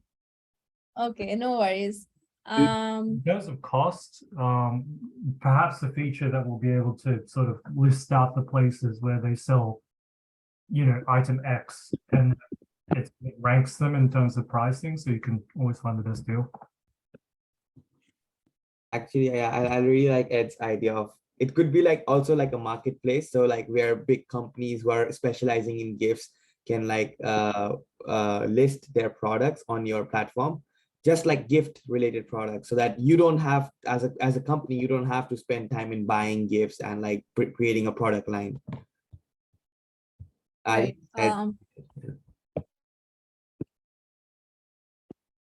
Great ideas, great ideas. Once again, I want you guys to read the pain point again. Like, how would you solve for a choosy family?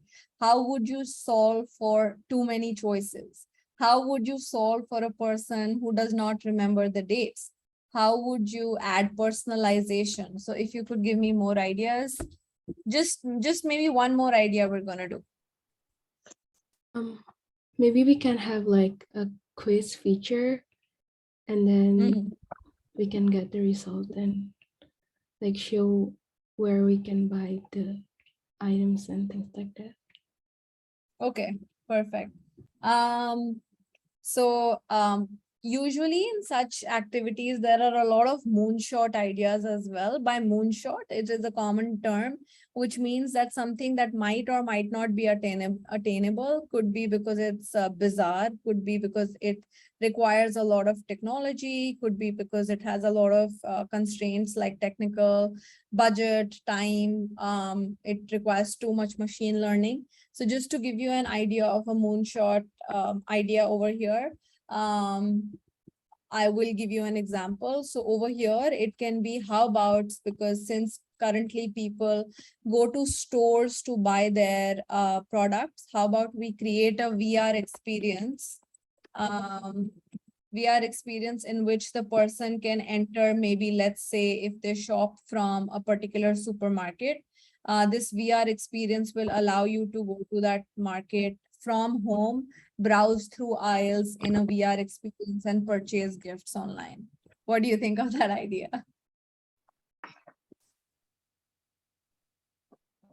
To browse through stores that you would usually, so that will save you time that of traveling, of distance, and so on and so forth. So this is just to give you an example of a moonshot idea. So usually during these brainstorming sessions, we have a lot of ideas, and of course all ideas cannot be used or even thought of. So what at this point we do is that we would tell everyone to mark their ideas. It's usually through small dots like stickers to say that, okay, I like this idea, and then the one that gets the most votes or the most dots are the ideas that we proceed forward in terms of brainstorming more or exploring more.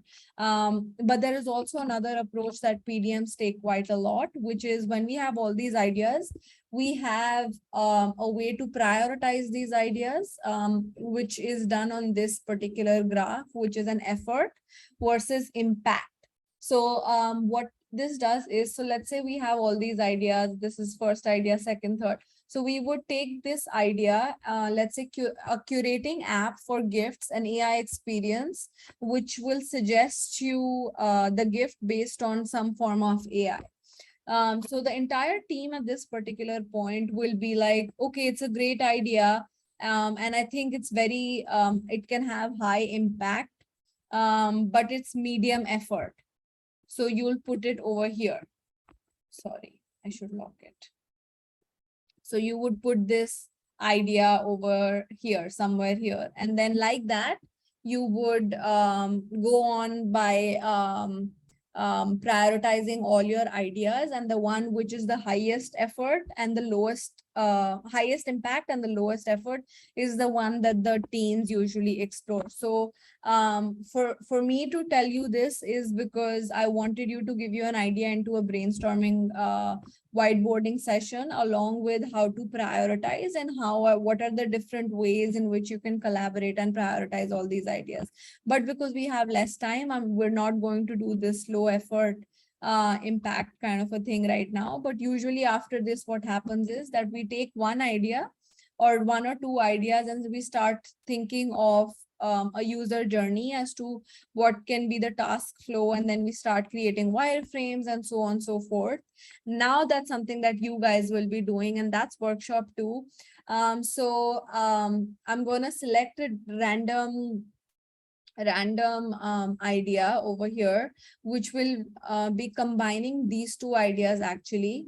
So I want you to create a wireframe of any screen that you feel can relate to this idea. And now the idea that is that has been chosen, it combines these two. So there is a quiz feature in the app that helps you curate GIFs through AI.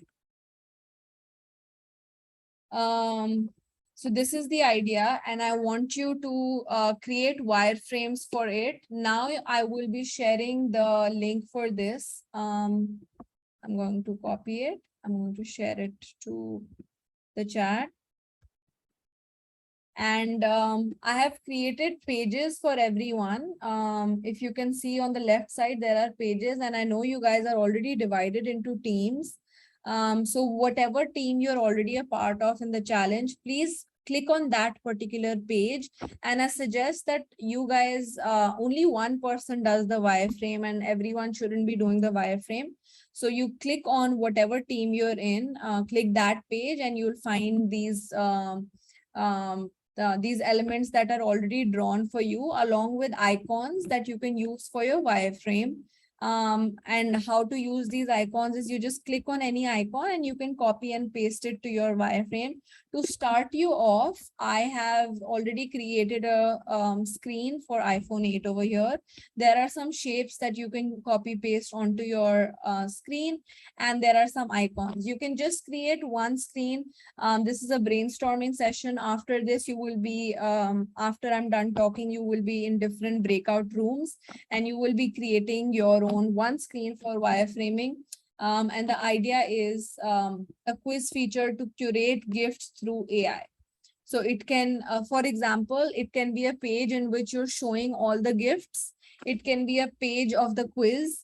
It can be a page of a checkout page. It can be a page of your wish list. It can be any screen. I don't care. I want you guys to create a wireframe from whatever you guys learned today.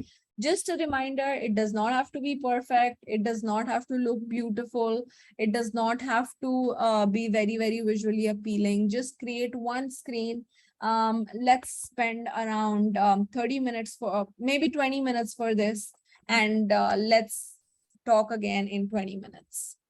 If Annie or Tanmay, you could break out the rooms as per the teams. So I made the rooms according to your challenges. Can everyone just join which challenge you're doing? Yeah. Let me know if you need any support and I can put you in that room.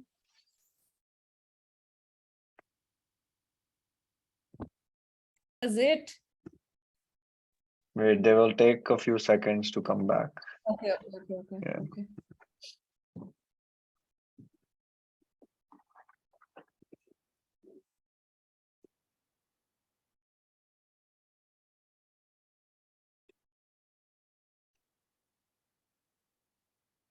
I can only see 5 people who joined back, I think. Is that Yeah, it takes like a minute, Oh. off.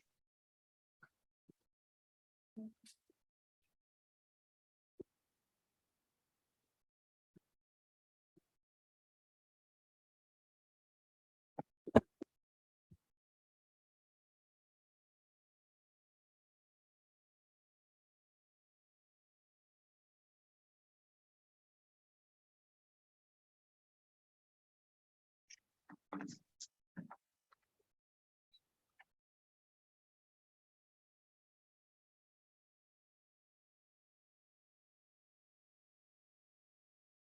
think everyone has returned. Perfect. I think there were 34. Okay, but you said some left. Hello, everyone. How was it? Yeah, well. Went well. Okay, so since we have less time actually, so now the last section of the this particular workshop is to conduct a quick usability test. So now we're all going to be users, and I'm going to select one team randomly, and they will showcase their idea. So let me quickly go to your spaces and choose one team.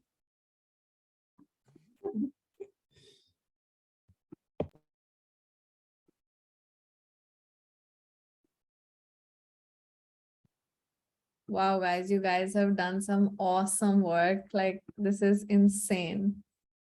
That's brilliant. So, okay, let's choose FinTech 1. Yes. Okay. Who is FinTech 1? I'm FinTech 1. Hi, everyone. That's right. Karina is FinTech 1 alone.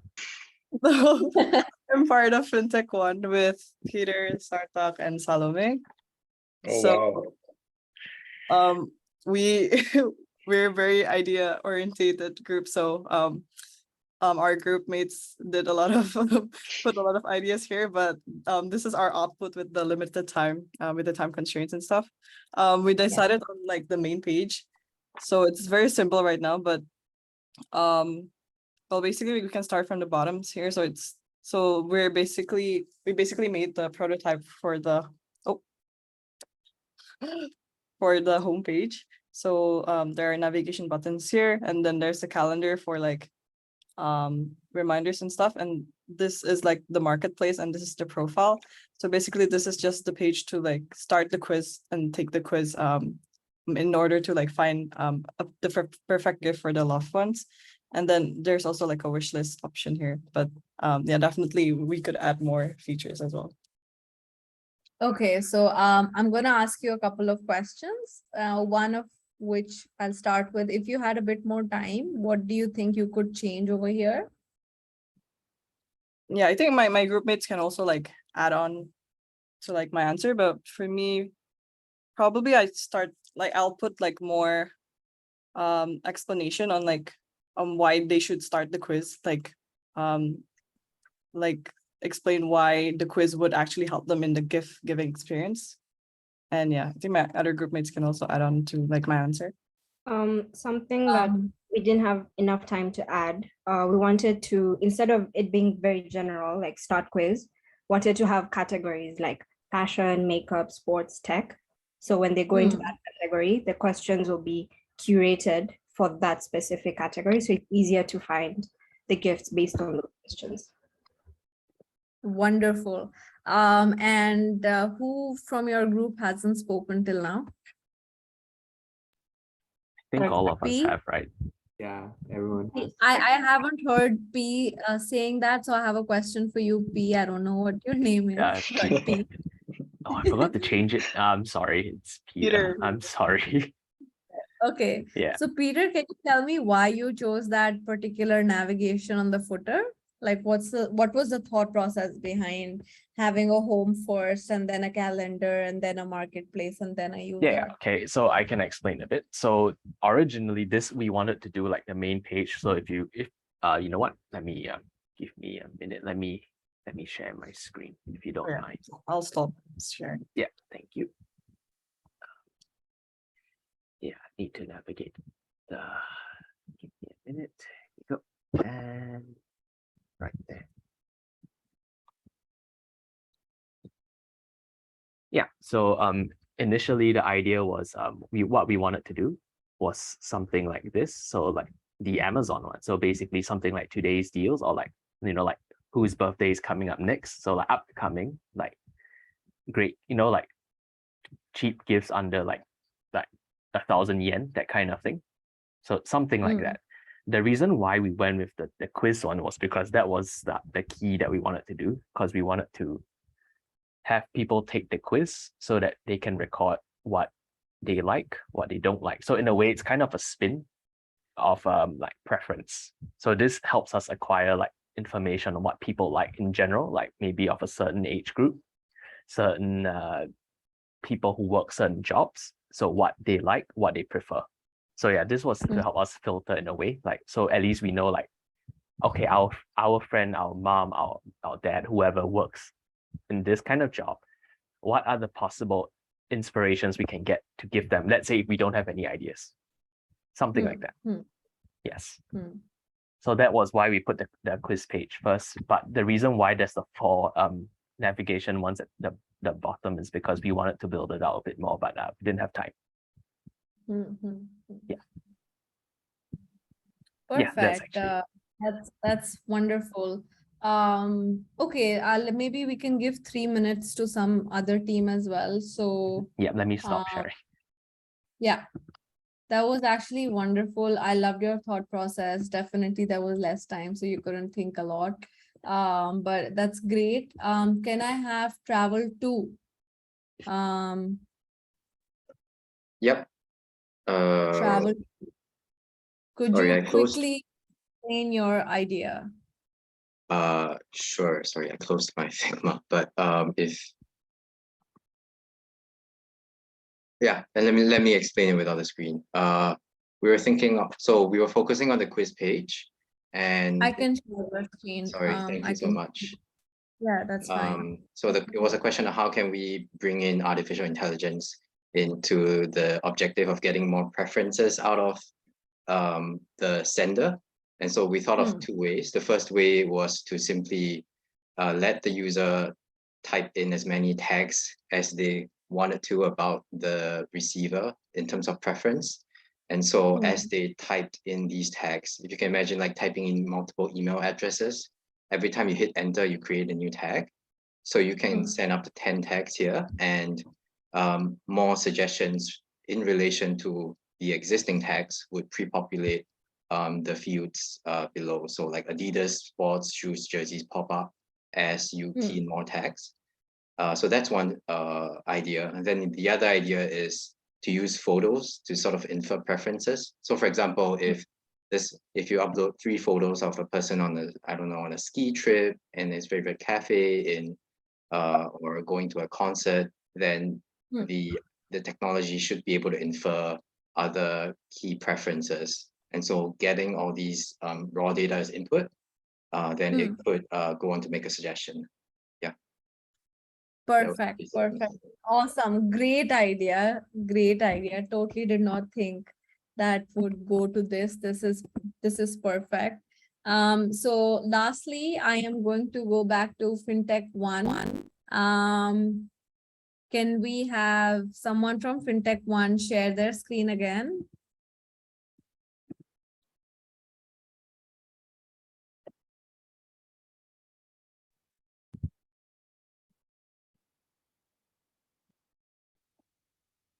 Okay, so now the last segment is that I will be picking someone randomly, and they will tell what, as a user, what works for them in this screen and what they would expect more.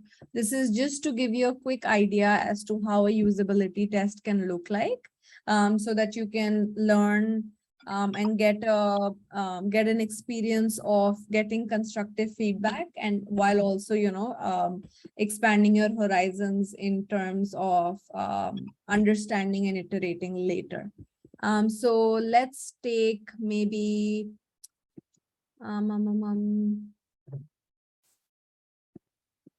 we have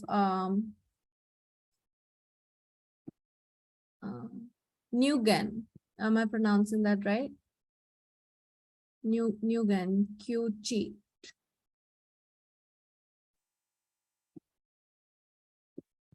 Can you hear me? Hi, Nguyen. So if you were able to understand their idea, and if you were to use this particular screen, Can you tell me what you like about this screen and what you do not like about the screen, and like what would you expect would happen if you land up on this screen? Okay, first, what I like about it is like it's very simple and straightforward. So when I just just open the app and then we'll see like what kind of features, what is the call of action. You can either like start quizzes or like going to see my wish list. What I expected it to have is maybe like more explanation for each icon below, and also like that button, like the two big buttons, like I could like, for example, wish list. What kind of wish list is that? Like my wish list or like the person that I want to give. Also, there's like a space at below, like above the four icons, like in the middle. I think like we can make the most out of it rather than let it blank. Yeah, that's probably like my first impression when I see in this screen. Awesome. So I think, Karina, what do you think of that feedback? And after listening to that feedback, do you think that's helpful for you to make changes if you were to make changes to this wireframe? Yeah, definitely. I think the points of improvement was similar to what I also thought, like have explanations. I think the copywriting aspect is also important, like to have texts that are easy to understand for the users as well. So I definitely that is a good feedback from me.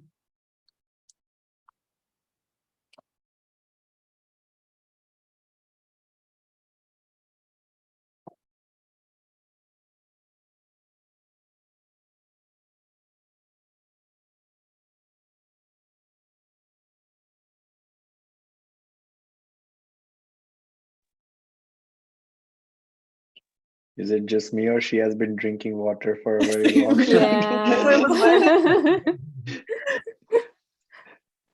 All right. Yeah, let's just see if she can join back. Is it my music water? Yeah, it gives you the power to freeze time.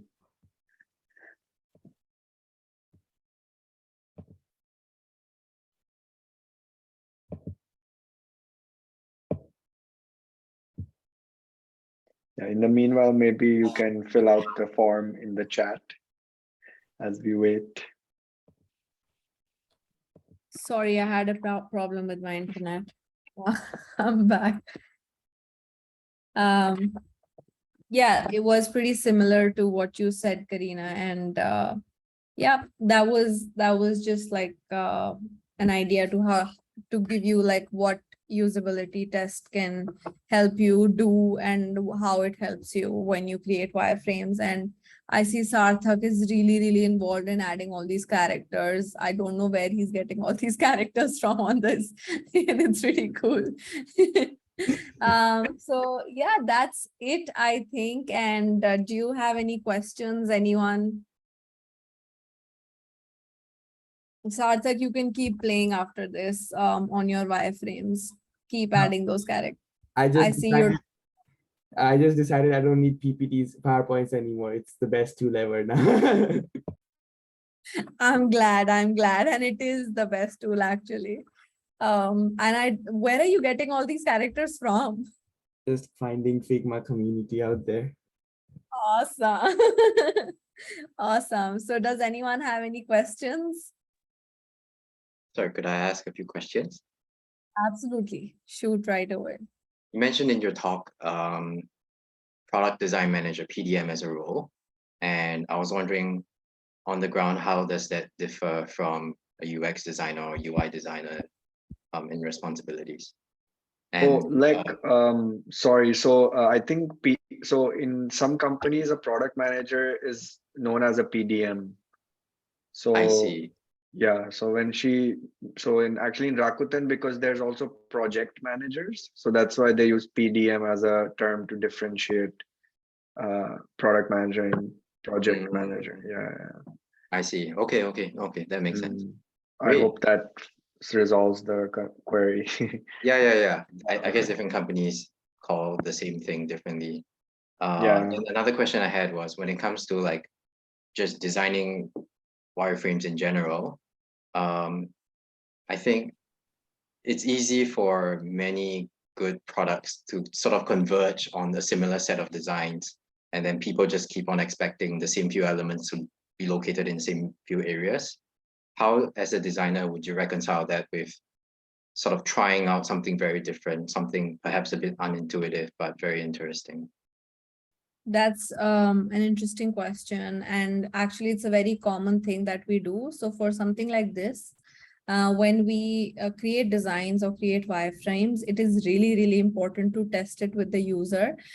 Sometimes just to know that you're doing the right thing, and sometimes just to know if whatever we're doing is serving the goal or not.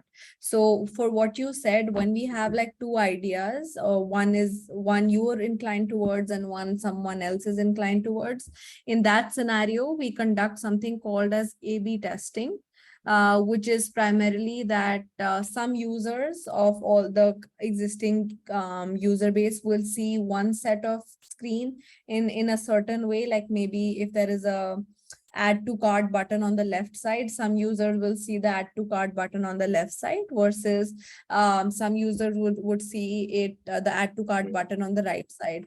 And then we conduct an A/B test on these two versions, and then we see which had a higher conversion rate. From this, we're able to decide as to what the users are clicking on more, which version is getting more conversion. So that's just one example. Gotcha. Yeah. So data, in the end, data decides. Yeah, data, you have to back up your designs, your decisions, your priorities, your everything has to be backed up by some form of data, always. Thank you. Do you have any other questions? I know Ado has one question. He has raised his hand. Oh, yeah. Yeah, go ahead. Okay, so firstly, thank you for the session today. My question is, you answer, this is your answer for one of the questions. You said that different fidelities cater to different types of stakeholders. Could you elaborate on that a little bit? So from the example that I showed you, I actually started off with a lo-fi wireframe. I started off with a paper wireframe, which did not have any content on it, which did not have the right wordings on it, which did not have the exact picture placement on it. But when I took that concept to help the stakeholders visualize what I'm saying and what the product could look like, he was not convinced. He could not understand it because he could not visualize it. So I started taking a different approach of creating something more visually appealing. So I did switch to a digital tool, but I still did not have the content right. So it still did not work for him, which is when I realized that I really, really need to, I am dealing with someone who does not have the same capacity in terms of understanding a visual.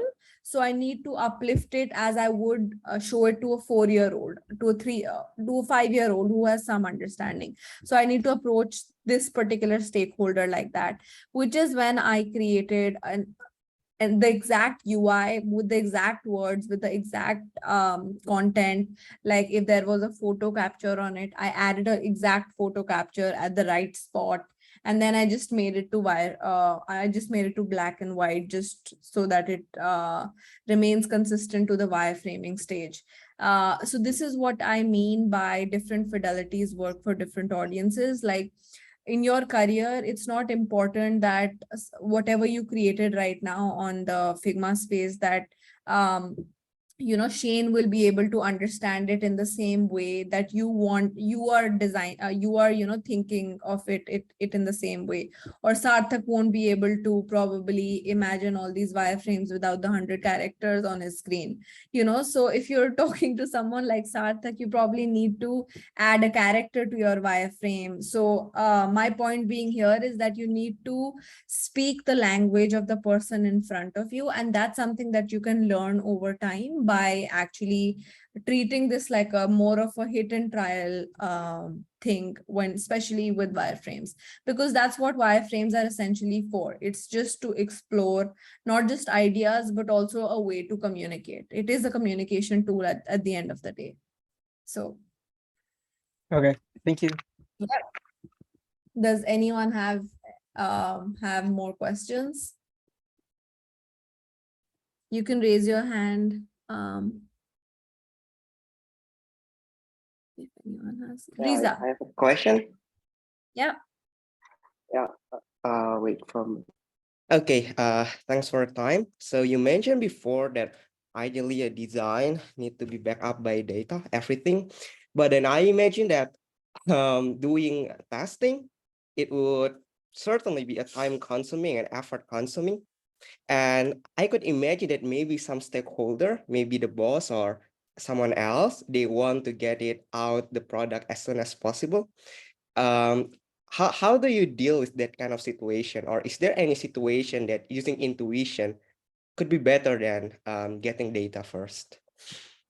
Yeah, there are a lot of times when you have to proceed without some form of testing, but when you do that, you are being biased to your own intuition or your own assumption, which is why many times products fail, because it hasn't been tested out by the actual users.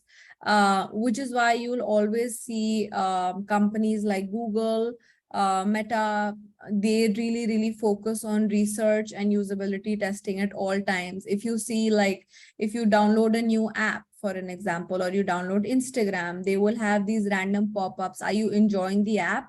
Would you share a feedback? Why is that? That's a way of taking a usability test.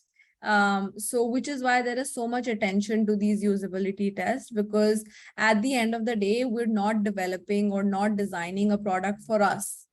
We are not the users. That's something that we should instill in our own selves, that at the end of the day, we are not the users for the product that we develop or we will develop. We really need to we need to talk to them to actually understand their pain points, to actually understand their requirements, and also understand if there is a need to do what we're doing. So for example, we are thinking as a business, gift giving will be a game changer.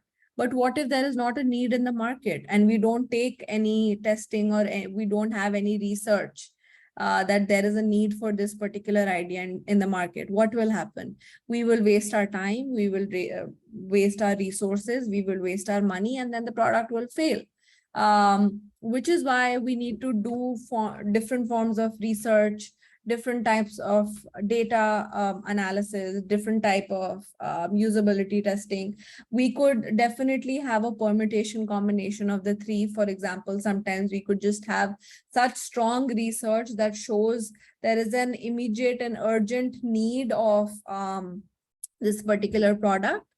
Or we can have data, we could have usability testing with research combined if we don't have so much time. A permutation combination of all these things can be the best way, but never ever develop a product without some form of data at least. Great, thank you so much. Yeah. I have a question, if that's okay. Yeah. So in your day-to-day, like, so if I'm in your day-to-day like role in your like current company or in your past companies, like how often do you have to like do this I guess designing work, like prototyping? It totally depended on what the stage I'm at. So there have been times when I have been a generalist, a T-shaped designer, which means that I did everything from research to usability testing to creating wireframes to doing the usability testings. But at a company like Rakuten, we do have more flexibility in terms that we don't need to necessarily do everything. So for example, when I worked for another company, I had to translate everything, and I only had to create different sets of Japanese versus English designs. But here we have a localization team which does that. So I don't have to do it for myself. So coming back to your question, how many times do I have to do it? It totally depends on the role actually, and depends on the team size and the company size, as to what I have to do in that particular stage. Prototyping in my earlier company, I did only towards the ending, towards when the product was finalized, because there was a tight deadline of 5 weeks. And while at Rakuten, I didn't have to do prototyping myself, but I did facilitate and conduct usability testing in form of SUS testing recently, which was pretty great. But I also do design. I recently also got into feature mapping. So as designers or as PDMs, which are product managers, you have to wear multiple hats throughout your career. And that's how you actually learn new skills as well. Yep. Does anyone have any other questions?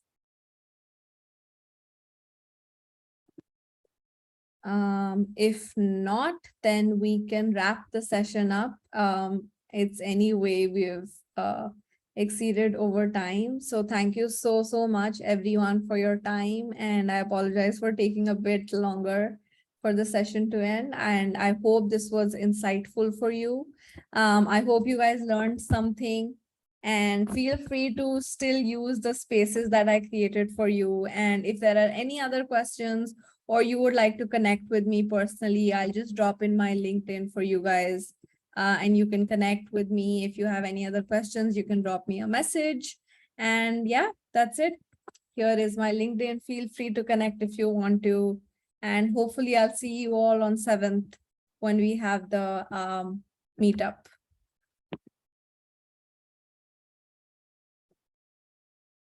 Awesome. Thank you so much, Simran. And thanks everyone for sticking through till the end. Yeah, we'll see you guys next Tuesday. And now it's time to shift from design to tech. So bring your fingers with you to code. Yep. See you all next time. Bye bye. Have a great weekend. Thank you. Thank you. Thank you.